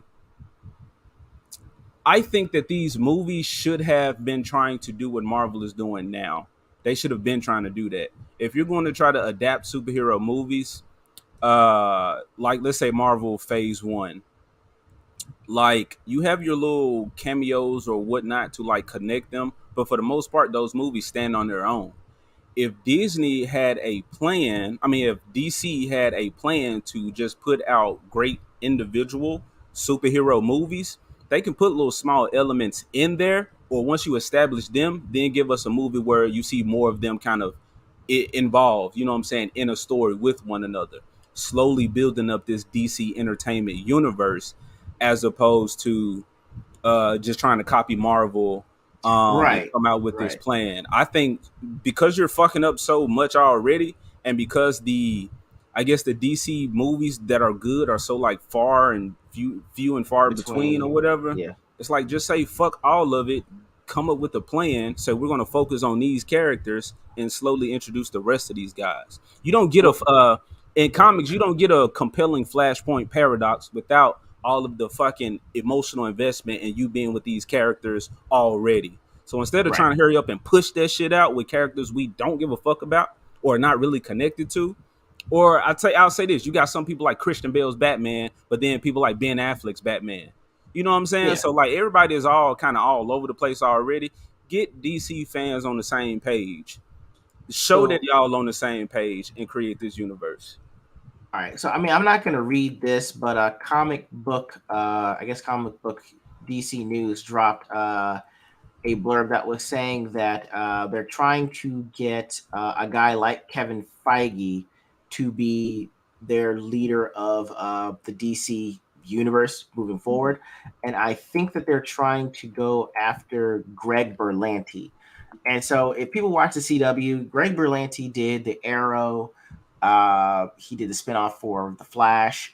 I think he did some Supergirl and Lois and Superman. So basically, I think they're thinking that, hey, because he did that with the CW with these shows, we should make him our Kevin Feige, even though Hamada is technically in that role right now. So, I mean, they said that they want to have a 10-year plan, but they keep saying we want to be like Marvel and Kevin Feige. And to me, that's where I think they have the problem because Marvel's characters that they put out when they showed us the Avengers, I told you the Avengers would be like C-listers compared to the Fantastic Four, which are Marvel's version of the Justice League. They're and, basically the A-list characters. and the The Avengers Avengers are C-list. and the Huh? Avengers that they put out are not the original Avengers. They use No. these high profile characters, which Captain America, Iron Man probably didn't have biggest fan bases as they Right. gradually They didn't. did. They But I'm like, didn't. you still use established as Avengers that came later. You know what I'm Right. saying? So yeah, like Yes. yeah, that's all I was saying. Yeah. No, you're right. And that's the thing is that if you really wanted to do this right, you need to talk to Bruce Timm. Bruce Timm did Batman the Animated Series. It was so successful that it bled into making Superman by itself. And the fact that he actually would introduce Wally West's version of the Flash, not Barry Allen to keep showing us. Wally West is the one that everyone in our age demographic actually came up with. We grew up with the funny, fast-talking, quick-witted version of the Flash, not this my mom died and Reverse Flash did everything. Nah, that emotional Barry, that's not in our age cohort. It's Wally West. And so he was able to blend those characters, and then they said, hey, why don't you make your version of the Justice League? And that's where we got Justice League the Animated Series, which bled into Justice League Unlimited. So Bruce Timm is the architect that kept us interested in a cartoon for over 30 years. But yet no one has called him and say, hey, we need you to be the boss of the live action so that everything syncs up. The actual architect that I think Kevin Feige is referencing when having this 10-year plan is actually Bruce Timm. Because nearly everything Bruce Timm has touched, save for the Killing Joke, because he threw that weird scene in there with Batgirl and Batman. Outside of that, everything, I got to mention it, man. I got to do it. I feel you. That shit, it went out of my head. I was like, oh my God, you made it weird, man. Come on. So if you want a 10-year plan and you want to establish characters, look to the guy that actually did it. It may have been in a setting that was animated, but still, he got the original voice actors to be these characters for longer than we thought they were going to be. I'm still 30. Well, I'm 35, 36 years old, and if I see a Batman animated cartoon and I don't hear now miss dude's name, Kevin Conroy. Yeah, if I don't hear Kevin Conroy, I'm like, that ain't Batman. I'm not gonna say that. I think some of the DC animated movies, they didn't use Kevin Conroy's voice, right? But they were fucking great. Like the what's that? The Doom. I even like the Justice League War movie. Like I think he was nice in like the Suicide Squad animated. I'm just saying, like other people are capable of Batman's voice. I will see this. I will say this. You can say what you want, but if you've never been to a convention and heard Kevin Conroy step on a table and yell out, I am Batman, you're like, oh, no one else can do that voice. Bro, he did that one time at I think a Philly con. It could have been Keystone. It had been either Keystone Comic Con or Wizard World Philly. One of those two. And I heard him say, I'm like, oh my God, I can't really accept anyone else in my head playing an animated version of Batman than Kevin Conroy. Same way I feel about Mark Hamill being the Joker. Everyone says, the best Joker or their best version was Heath Ledger. It's like, well, to me, the best version was Mark Hamill. So, I mean, it's never going to get out of my mind because it's imprinted there. Okay, but I feel like that's too much emotional investment because that attachment that you have to this voice actor, you find out Mark Hamill is a fucking piece of shit. I know. And that's so why fuck the person. If you can mimic the voice, if you can mimic the cadence, you know what I'm saying? Fine. That's all. I can do that. But the thing is that with the movies, the animated movies they put out now, everyone sounds the same. I have hearing loss and I'm turning up the volume and having to close captioning because everyone talks like this. You didn't see that, but I put it there because I'm Batman. Like there's no intonation of voice. There's no sense of urgency. Even when you watch Justice League, everyone has a particular voice. You can tell when they're excited, when they're sad, when they're upset. You can hear the vocal inflection changes because these guys are professionals. People that they're bringing on now are actors to voice a role. You know what I mean? Voice actors, when you're trained in voice acting, like there are certain things that you have to do, I'm pretty sure, to get the person to understand that, oh, they're feeling anger, they're feeling sadness. And I don't get that with these new actors they're bringing in just to voice a role. No, but the DC animated movies are dope. I saw somebody was saying, like, watch the series. I watched the series. It's just, I've always been a Marvel dude. Like, DC characters compared to Marvel, I just was drawn more to Marvel. Marvel seemed more lighthearted, fantastical, more powers that I kind of liked, loved, enjoyed. So I don't know. I was just always a Marvel dude. That's fair. Like Young Justice was fucking great. Until it It got, was. It yeah, was. yeah, It until like was. the Yeah. the last season. But I mean, Mhm. I'm still like I was excited for that, but to see the pushing of the strong women with the Superboy dying, which I don't know, he probably come back. I don't give a fuck. But and then the gay shit in there, and then Beast Boy, like I was finally able to see a Beast Boy because in Young Justice he came in season 2, and I was like, okay, he's still a kid. They're handling him better. I think Right. in one of those animated movies, which somebody was just saying, when they tapped into the New 52, they got trash. Oh yeah. But Beast Boy was handled well in one of those movies. I think it was Teen Titans versus Justice League. The movie overall was trash, but that and Young Justice, how they showed him like just changing through the different animals while he's fighting. I'm talking about like mid Mhm. combo. You know what I'm saying? Like not Yeah. just I'm going to fight you as a bear.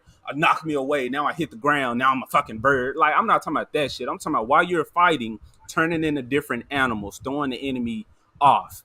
That's cool, and that I think one of those movies kind of handled that. But to see him just be a depressed piece of shit in Young Justice and not be used, period, Yeah. after setting him Yeah. up as the leader of like this The, younger the team, I'm like, outsiders. The outsiders. Yeah. yeah, bro. I'm like, bro, that just fuck all of it. That's why I'm like, DC, just fuck it, start over, Yeah. bro. Uh, I mean, I mean, the main thing I think that separates us in terms of what we like is what Ivar Jant said at the bottom, the newest comment on there, is about DC is about embracing godhood.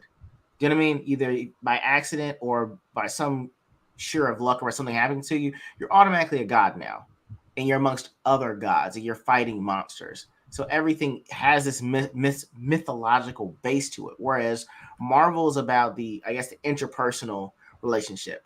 How do I deal with, you know, being a god, or how do I deal with having powers? Yeah, Who do I tell? Who don't I tell? It's more social in that aspect of Marvel, whereas DC is like they stand alone, yeah, and you make them, they're kind of an avatar for what you'd want to be. Nothing you've ever would become, but something that if I were granted the power of Mercury and I was the Flash, I'd want him to, I would want him to be lovable or affable, or to have friends but still be the light in the Justice League.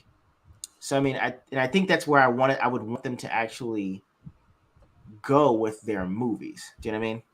man. Like, yeah, I Marvel characters appeal more to me. And the struggle with themselves, like Peter Parker. You know what I'm saying? The fucking nerd. Okay, I was a fucking nerd in school. I had to learn how to like check and talk shit about people because it was coming at me. So I'm like, in order to fucking survive, I got to talk shit back. That's how I earned Exactly. respect as well as the fucking art. And I was smart, so people was like, "Hey, this is a cool dude to have on the squad." So I was Right. cool with everybody in schools, and I saw that in Peter Parker. Like I said, specifically the Ultimate Universe, that was my Spider-Man. But even in the original, it's like you see him, yeah, he a nerd in the beginning, but he's quickly college level pulling Oh yeah. chicks, you know what I'm saying? Oh And you yeah. know what I'm Oh saying? yeah. So I got to see that with Spider-Man, but the Incredible Hulk. I'm not saying I've always had anger issues, but it's our nature to have anger, aggression, to fight for shit. So to see the Incredible Hulk, and then I found out, later as I became invested in his character, drunken father beating him and shit like that, you know what I'm saying? The inner demons. I'm like, I identified with Bruce Banner, the Incredible Hulk, because I want to lash out at people. I want to talk shit, you know what I'm saying? Because I feel justified for somebody doing me wrong. I'm an introvert. I want to be left alone. So I was like, the Hulk is the perfect fucking, like, Yeah. yeah, even though I can like talk and be social, it's like I really want to be to myself. And that Mhm. was like how this whole werewolf shit came about, or this like identity avatar or whatnot. It was okay. I love the wolves and the aspect, you know what I'm saying? I work with dogs already, but I'm being told I'm a piece of shit, you know what I'm saying, everywhere, that I ruin things, that I'm a fucked up person. It's like, I know that's not me, but since that identity has been put up on me, what takes that and owns it? You know what I'm saying? It felt like a fucking Right. curse that I was so outspoken or rebellious or whatnot. So I'm like, all right, fuck it. I'm going to own it. And that's how it became a whole werewolf Ah. type thing. Okay. So yeah, that's where that comes from. But that's why I like kind of love those characters. And I'm not saying, I see the same shit on both sides from Marvel and Yeah, DC. It was just growing up. Hey, like I said, I guess because DC had that animated series, they had like a mature storytelling, whereas they Marvel, did. it had mature storytelling, but Marvel had a whole bunch of. Bro, I'm thinking of Batman Brave and the Bold too. It's like it was on both sides. I just ended up falling with Marvel. That's That's it. fine. No, that's completely fine. It's just I know that with DC, you got to either jump into these people being adults and their sidekicks might be a kid. And so if you want to see the kids in there, you might do that. Whereas with Spider-Man, they'll depending on where you come into the series, he's either in junior or he's either in high school or trying to get through college and trying to live life. Yeah. And so you're like, okay, maybe he's only a little bit older than I am. Maybe this is what adult life or being in high school or college might look like to me. Whereas in DC, they're already grown adults, and you're like, wow, it's kind of dark being an adult.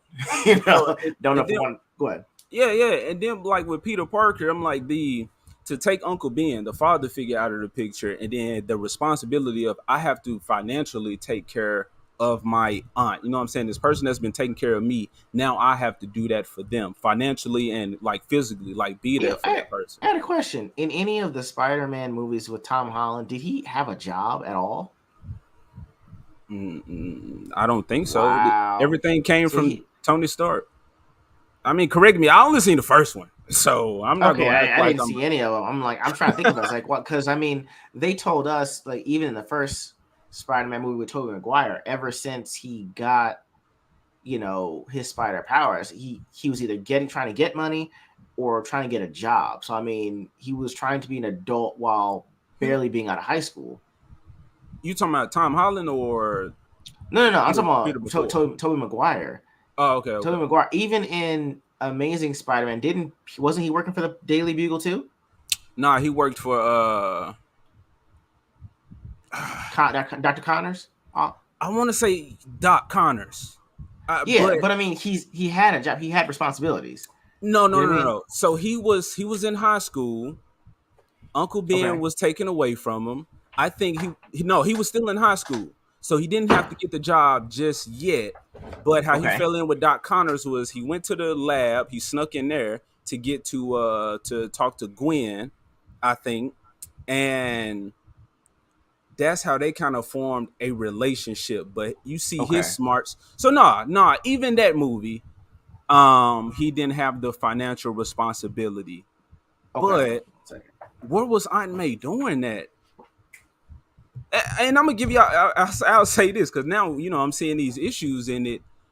Because that one was so akin to the Ultimate Spider-Man. Andrew Garfield is my favorite Spider-Man. Now I'll Okay. go on record saying this. Yes, Spider-Man 2 is the best movie, but he was Oh my yeah. favorite Peter Parker Spider-Man, Andrew Garfield. But I mean, you still had the scientific aspect of him with working on his dad's research. Um, I think like I don't know, maybe Connor, somebody I don't know, maybe somebody did provide like some grant or some shit for him.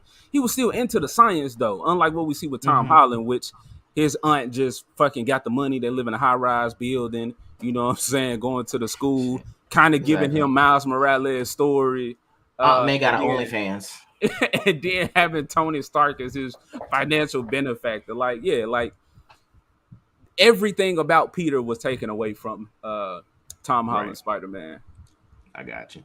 Yeah, it's just nuts, completely nuts. Do you want to address the chat and then we go on to some actual good news for a change? Yeah, I'm just going through seeing if they All talking right. about us. Really, of course, I can't write in this.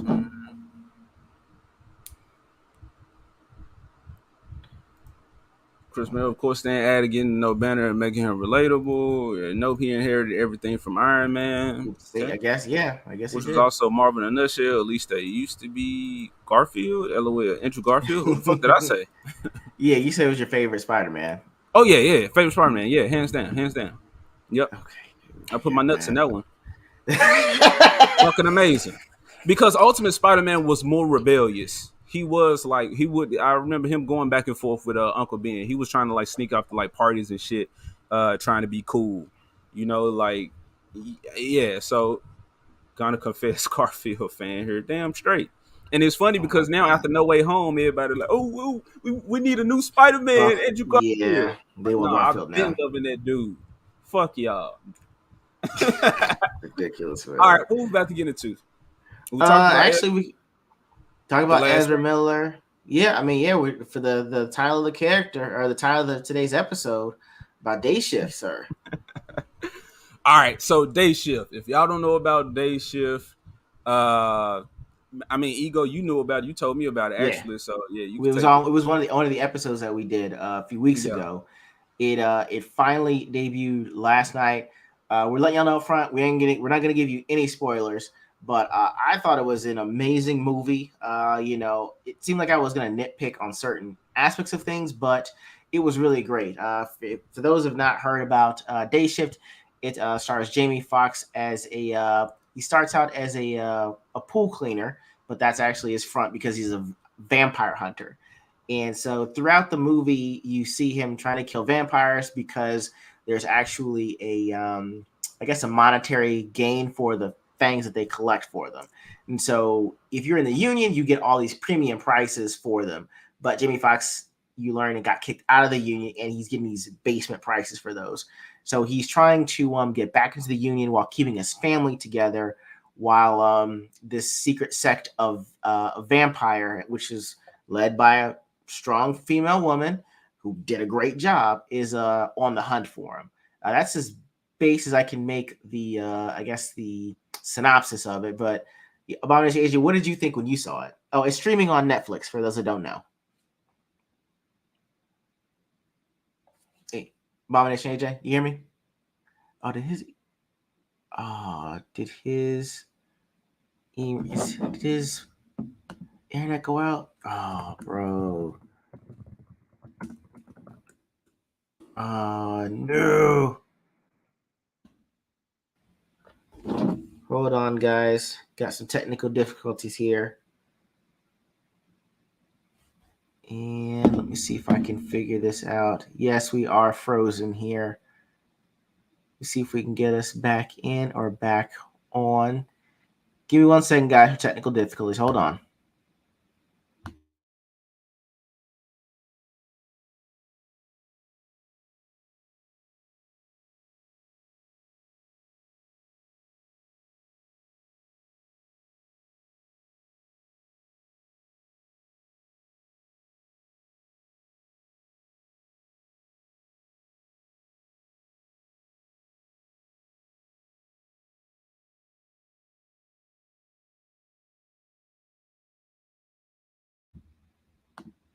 Okay, guys. Abomination AG is working his way back in. Next time this happens, if it happens at all, I'm going to try to have some nice elevator music for you guys. But yeah, so I remember telling you guys a few episodes back about the director of the film for Day Shift. He was a former military veteran turned stuntman. He actually did some of the coordinated stunts for John Wick, Fast and the Furious, and those type of action movies. And so the good thing about this movie, and again, it's going to be spoiler free. Y'all don't leave me. Don't leave it this one. But what I will tell you is that I really like the practical effects. So there really wasn't a lot of CGI. There may have been some special effects to show the fangs or the eyes changing color, but for the most part, when they showed some of the vampires, they would be more like heavy makeup. I liked the fact that in this movie, which we talked about a few episodes back, that he actually used Cirque du Soleil performers. So when you see them twist and contort, it's actual professionals that are used to doing this, and they actually add in some sound effects like bones crunching and crackling like that, so you can feel that they're contorting their body out of whack to be more of like a vampire that you can't really just break their bones. The great thing about having a stunt coordinator was that most, if not almost all, the fight scenes looked realistic. I was telling Fucking Abomination beautiful fight AJ, scenes. oh yeah, beautiful. He's back, y'all. He's back. I'm back. It was great because I was telling him that I don't want. It's more of a casting decision, but if you guys know who Scott Adkins is, You've seen him in Undisputed 3 as Yuri Boyka. He did Accident Man.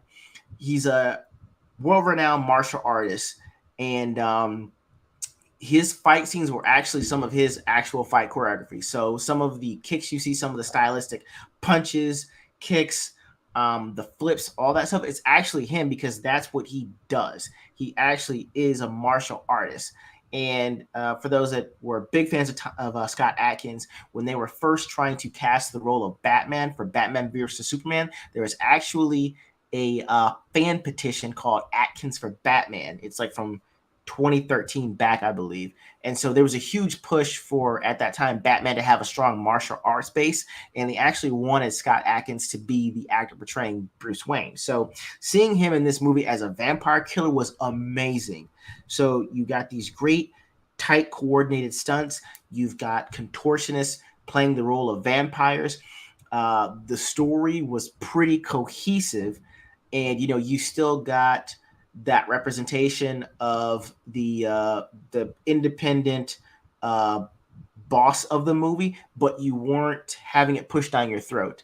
I believe the actress that played this character, if you watch Home Economics, the mom of oh god, I forget, the writer's wife that's in that show. Her name is Carla Souza. Yes, she did a great job portraying the villain. And yes, Snoop Dogg was also in it, and he played a very subdued version of himself. And the reasoning behind that, according to the director, was the fact that he did not want Snoop Dogg to play Snoop Dogg. He wanted him as Calvin Brodus to play who the mentor of the director was for him.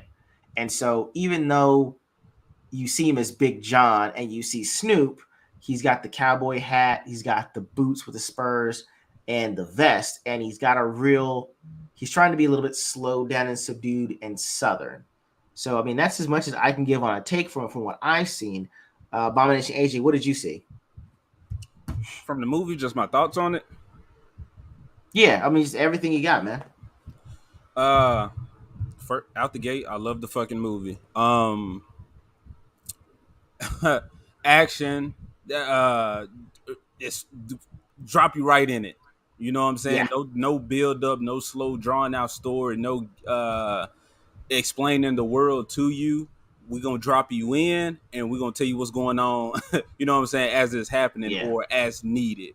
There was no what's that, like heavy hand, like no hand feeding anything. Or hand holding either. No hand holding any information that was presented about the world. It was in context and it had something to actually do with what was going on. You was talking about Snoop Dogg. I do feel like Snoop Dogg was still himself in the movie, just a light version, a dyed version. But I mean, he was in it and he wasn't like an integral. He was cool. Like he was integral to the story because of that history. But he wasn't like all throughout the movie. Right. You know, it was Jamie Foxx and doing what he was doing. Right. What else about it? The martial arts or the fights were, when I say action, like this is why I judge people for praising little moments of action in these like superheroes movie, or folks talking about Prey and like, ooh, there was some cool killing. This movie that was just a part of it. Yeah. Like I said, when you watch this type of shit, you expect to be in this. You expect these characters to just do this all the just way automatic, all the way in. Jamie Foxx's character, he was a badass the whole time. If he came up to a vampire, fight mode, action. You know what I'm saying? Choreography. Anybody else that was fighting vampires, same shit. Like they even found a way to use Snoop Dogg. You know what I'm saying? I feel like he kind of suffered from Mace Windu in Star Wars, to where he kind of take you out of it a little bit. But even still, the movie did its best to make him a part of everything that was going on. Right. I think I was telling y'all on one of our other videos or a previous one, so he's hunting vampires because he needs cash. Okay. Right. And so like as you see him taking fangs out of vampires' mouth, which he's a vampire, we're not spoiling anything, it's in the trailer, but like the different sizes of the teeth, them talking about the age on the teeth, the serrations from the teeth. yeah, like just that There's a whole they explaining built a whole economy of explaining it to you. explaining the different types of vampires. You know what I'm saying? How they kind of changed. It's not like somebody's reading a book. Well, us vampire hunters not going after these some Right. vampires because they do this and that. It was like, oh, that's a one of these. That's a this. You know what I'm saying? This is Yep. going on. They those two don't hang with each other. They're not supposed to be Yeah, together. stuff like so. Yeah. These who's ever working on this believed in the fucking world that they created. There was Right. even a scene where Jamie Foxx was talking to the Franco dudes like, bro, this ain't no fucking Yeah. Twilight. You know what I'm saying? This ain't that. This ain't that. Like this ain't no childish shit. Like it was some comedy in it, but it fits. Yeah. Jamie Yeah. Foxx, like when he was fighting the old vampire, which that's in the trailer, he was like, "This Mhm. old bitch here," like you know what I'm saying? And him, He didn't. They were letting you know in the first scene. This dude ain't Blade. It's not like he could. yeah, yeah. It was no. He actually had to struggle fighting this 90-year-old vampire just to actually kill one. It was kind of like if you want to put a mashup together, it was kind of like Training Day meets Ride Along, kind of right. Because I've I never mean, seen they Train Today. whoa, I've barely seen wow, Ride Along. Bro, okay, fine, I'm just not okay, into live okay, action, bro. I promise you, I okay. really just don't give a shit about Okay. it. Anyway, that's I mean the best way I can explain it. It was kind of like Training Day meets Ride Along for those that have seen both. I really thought that Dave Franco was an excellent addition to the casting because hmm if they because they put you in this world and they tell you that different events happen, you're so accustomed to seeing the film try to hold our hand. They'd be like, there was a so and so incident of 2017, and then they would do a Yeah, cut scene and show something happening. For this one, they didn't. They said, hey, you violated this code this year, this code that year, that code this year, and let's not talk about the thing that happened in 2017. And we're like, well, what happened in 2017? They're like, nope, not going to tell you. Moving on. And they introduced Dave Franco's character, Dave Franco's character, which is supposed to be how we learn about the lore of vampires without actually having to be told the lore of the vampires. And so I, it actually was a great way of just pushing us along with the movie. So we're learning everything out as the characters do. bro, I told you when we watched the trailer, like Dave Franco's character was annoying. I those kind of characters can annoy me if they're not handled Mm-hmm. well, and he was Right. handled well. He was. Uh, again, pushing against this whole woke narrative that just because you got a strong female in it or a black lead, then it's woke. Jamie Mm-hmm. Foxx was fucking amazing. I He criticized was. Snoop Dogg for being a light version of himself, but it wasn't. Everything else around it was so great, He and they wasn't made him neutered. work. He wasn't neutered. Like, so the black leads were fucking Right. amazing. Every character was great in this fucking show. The females that were strong, they were strong Mm-hmm. for a purpose, purposefully, like Right. you understood why. And we're not looking at them like, okay, that's a male going up against a woman. We're just looking Right. at these are characters, you know what I'm Yeah. saying, going against one another with Yeah. conflict. So, I mean, overall, it was a great movie. We had some issues, but the issues that I had, they would actually be spoilers. Yeah. So I Yeah. won't say I that.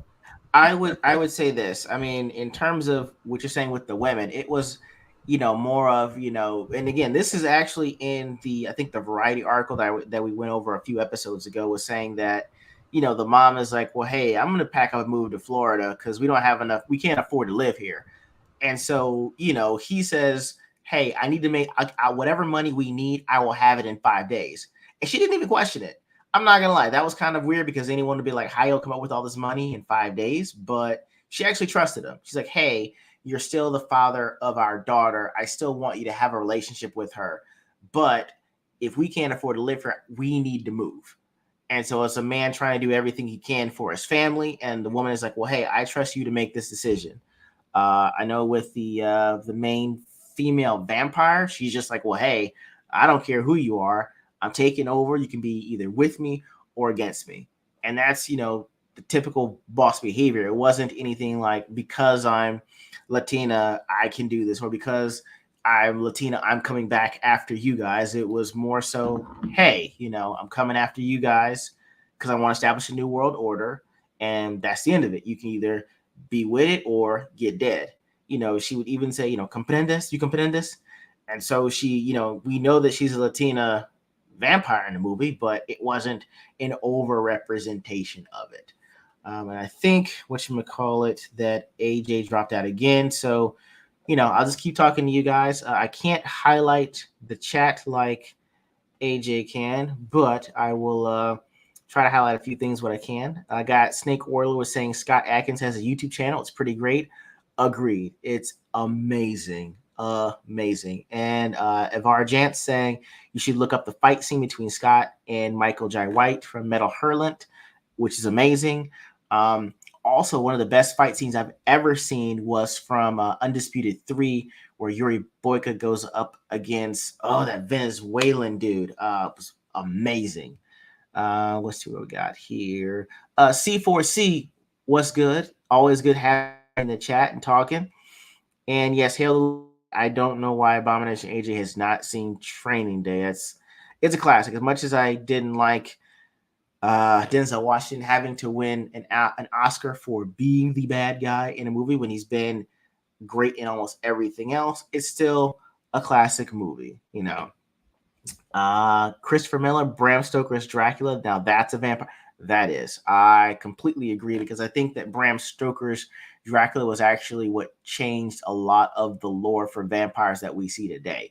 So even though it's put out a long time ago, I think that a lot of our modern day vampire stories are heavily, if not very, very lightly influenced by Bram Stoker's Dracula.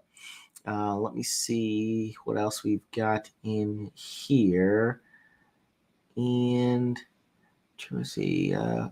Back to the Bruce Tim thing that we're talking about with the Varjans. Tim has lost his way because he doesn't have that creative relationship anymore, and I guess that's because it was with Bruce Tim and Paul Dini, which I can actually. I almost forgot about Paul Dini on there as well, but at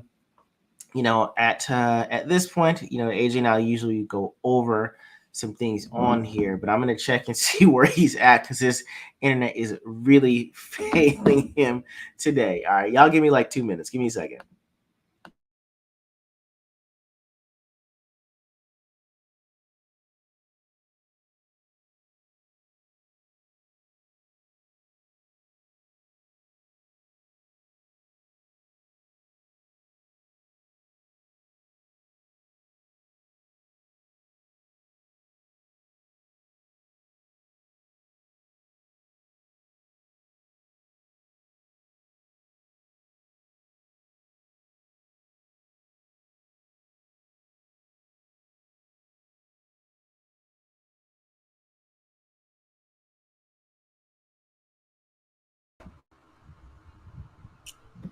Y'all, what the hell All is right, you going back, on? bro? What's happening over there, man? Is it so? Are you still connected? I'm still connected. Yeah, it's I the don't live know, stream is bro. still going. Yeah, is just cutting out or freezing or what? Bro, I don't know. Like I paid my bill. It's just my router just fucking. I don't know. The light just not on. It's just fucking up. I don't know, bro. I'll figure it out. But Okay. Guys, we have been having rolling brownouts or blackouts over the last few weeks. I don't know if that has anything to do with it also, because August is one of the, I guess, the hotter times of the year in Texas, from what I recall. But yeah, all right, anyway, but yeah, man. That's whatever. Fuck it. We still in here. It ain't over. So what was you talking about? You still I was talking? basically just I was addressing some of the people in the chat on here, just some of Okay. the comments that they had on there, and going over the fact that even though they had Salaz's character as the main vampire villain, they didn't make it so that she was doing it because she was Latina and a vampire. She was doing it because, hey, I'm going to establish a new world order. You can get with it or get gone, and that was it. That was her And she whole. didn't. That was her whole steez. And she didn't talk down to men. She just knew she was a badass. So if you was in her way, Right. you was gonna You get was gonna fucked get up. glad. Right. And so, um, they show. Go ahead. Go ahead. No, go ahead. yeah. So I mean, overall, I enjoyed the movie, and I hate a lot of vampire shit. Okay, maybe I'm racist towards vampires because I'm a werewolf and whatnot. But that this was a great ass fucking movie, y'all. Yeah. Yeah. I think this is where Netflix really should be more heavily invested. I know it's a leap to go in on something that's a relative unknown. However, when you've got things like this going on, I think you should actually go all in. I mean, I know between this movie, they had the oh goodness gracious, the movie they put out a few weeks ago that had Chris Evans in it, along with why am I blanking on the guy's name right now? But it was about Agent Six and the classified documents. You know, these relatively unknown movies that actually have big name actors and actresses attached to it, I think is the new bread and butter with Netflix. I think it's going to have to be because you guys going in and buying up these properties and trying to switch and adjust them to fit a particular narrative or particular political agenda has not been working.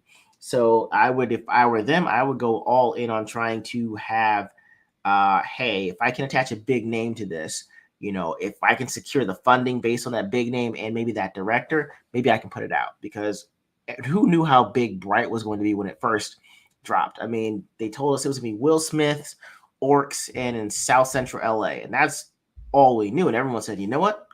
I'll give it a shot. And it wound up being one of Netflix's most successful streaming movies, which was, I think, the first $100 million budget movie that they were able to produce.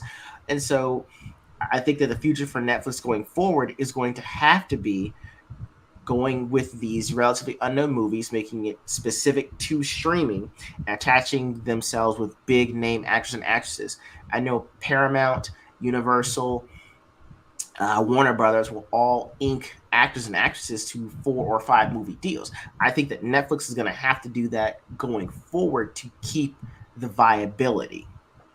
Oh, so I was just talking to them about what I think Netflix is going to have to do to stay financially solvent moving forward. So instead of buying up well-established properties and fitting a narrative or their politics onto them, to just go with relatively unknown movies with directors and actors and actresses that are well known, and signing them to like 3 or 4 movie deals exclusively to Netflix, exclusively to Hulu, so that they can keep the viability. I think these companies should take chances. I don't think I'm seeing chances being Yeah. taken, and I think Nope. that's a part of being a creator is being able to, this is a vision. This is what I fuck it. Let's see what happens, and because then, like what you're saying now with Disney doing all the remakes or just hoping that because you know something prior or have some emotional investment that you're going to continue to be invested, you're going to continue to consume.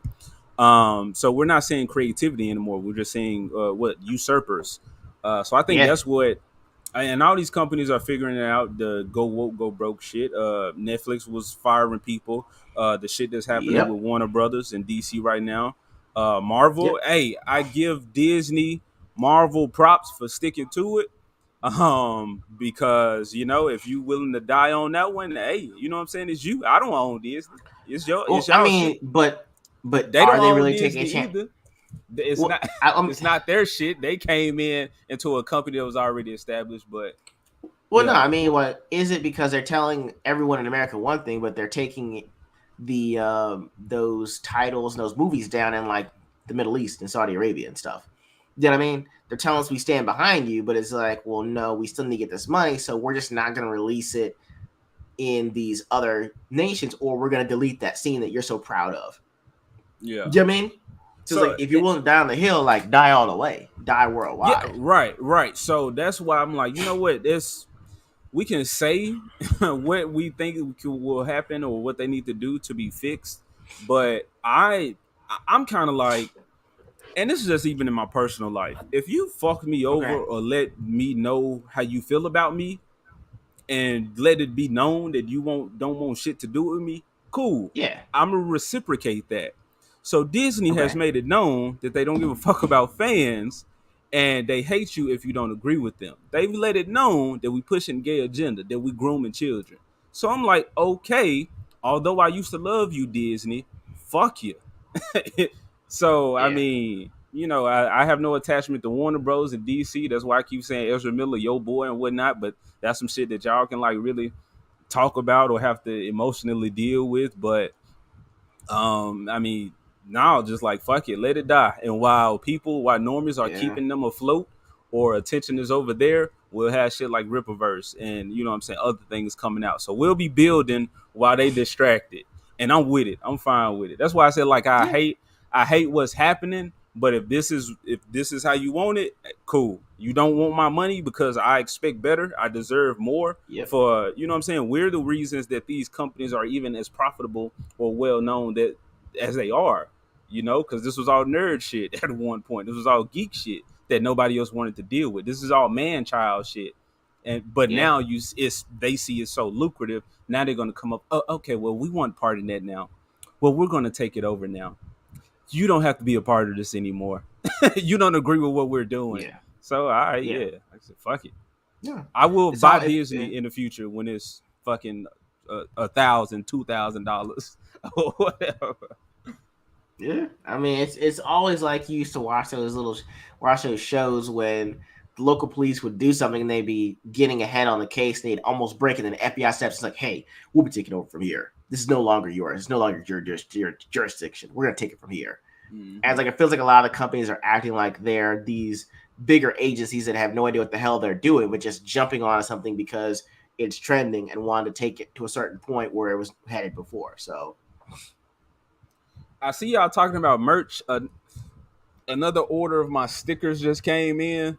hey, Um, and it's I'm just slowly building the merch. I'm just letting y'all know that I'm thinking about these things. I call myself a creator. I'm not just talking about YouTube videos. Like art is my shit. Disney got me into creating and wanting, you know what I'm saying, to be a part of this world. So that's why it really hurts me to see where they're at now. They're not inspiring. They're just you know, whatever repeating, we yeah.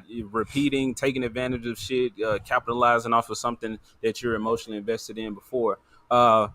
But the one that's coming, I'm gonna let y'all see it, All right. which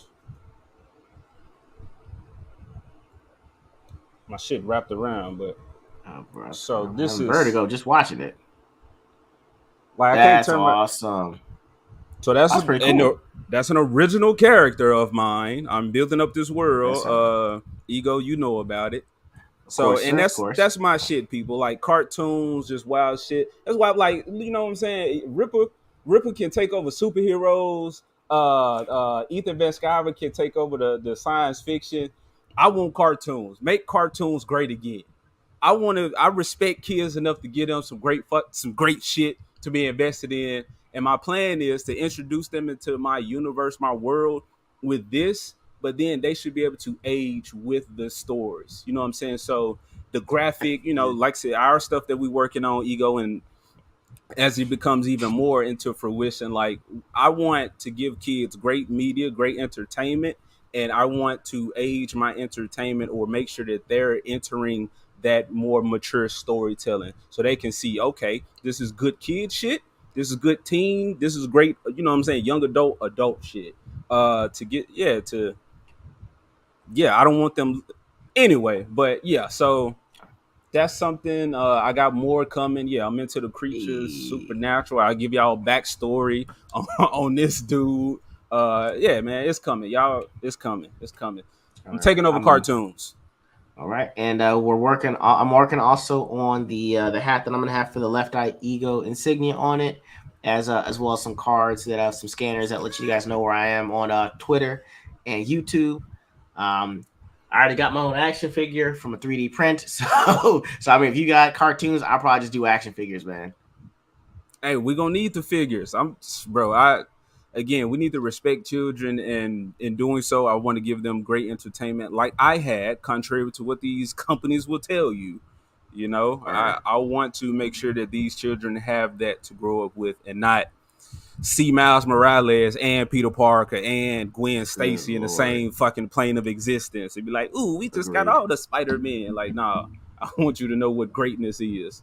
But so yeah, for Christopher Miller, I can't just sell them to you because I gotta build. I gotta keep building. I gotta sell them to people as a complete, you know what I'm saying, identity, idea, complete project. But that is a glimpse into my ideas, my head, my creativity, what I got. What's up in here? You know what I'm saying? I'm trying to make it to a product that y'all will have, y'all will enjoy. All that shit's in the future. Like I said, we build it. We build it. Yeah. While they On our way. We're on distracted, our while way. Norm is distracted, while they tell us we done for critiquing, okay, cool. While we critiquing, we creating as well. And you gonna be like, well, what Exactly. happened to all the superhero movies? Where did they go? Where did they go, George? Where did they go?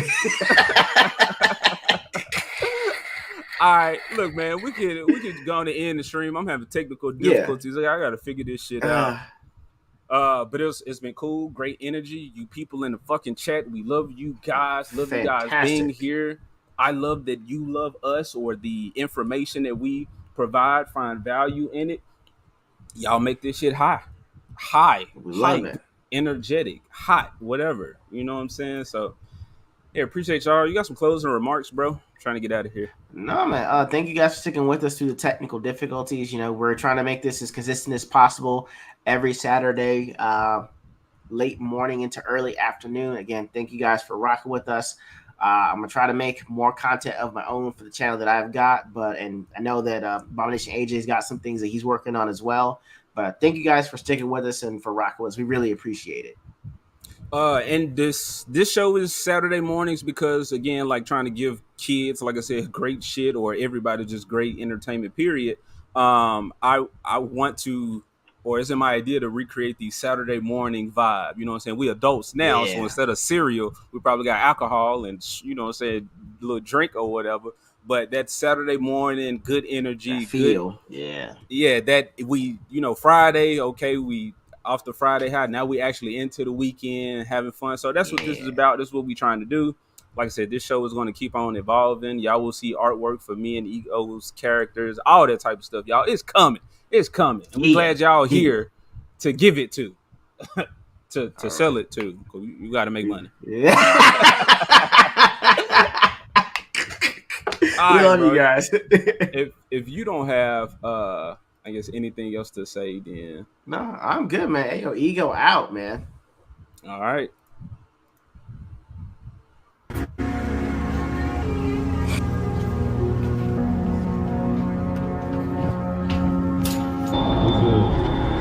I'm gonna knock these stickers off.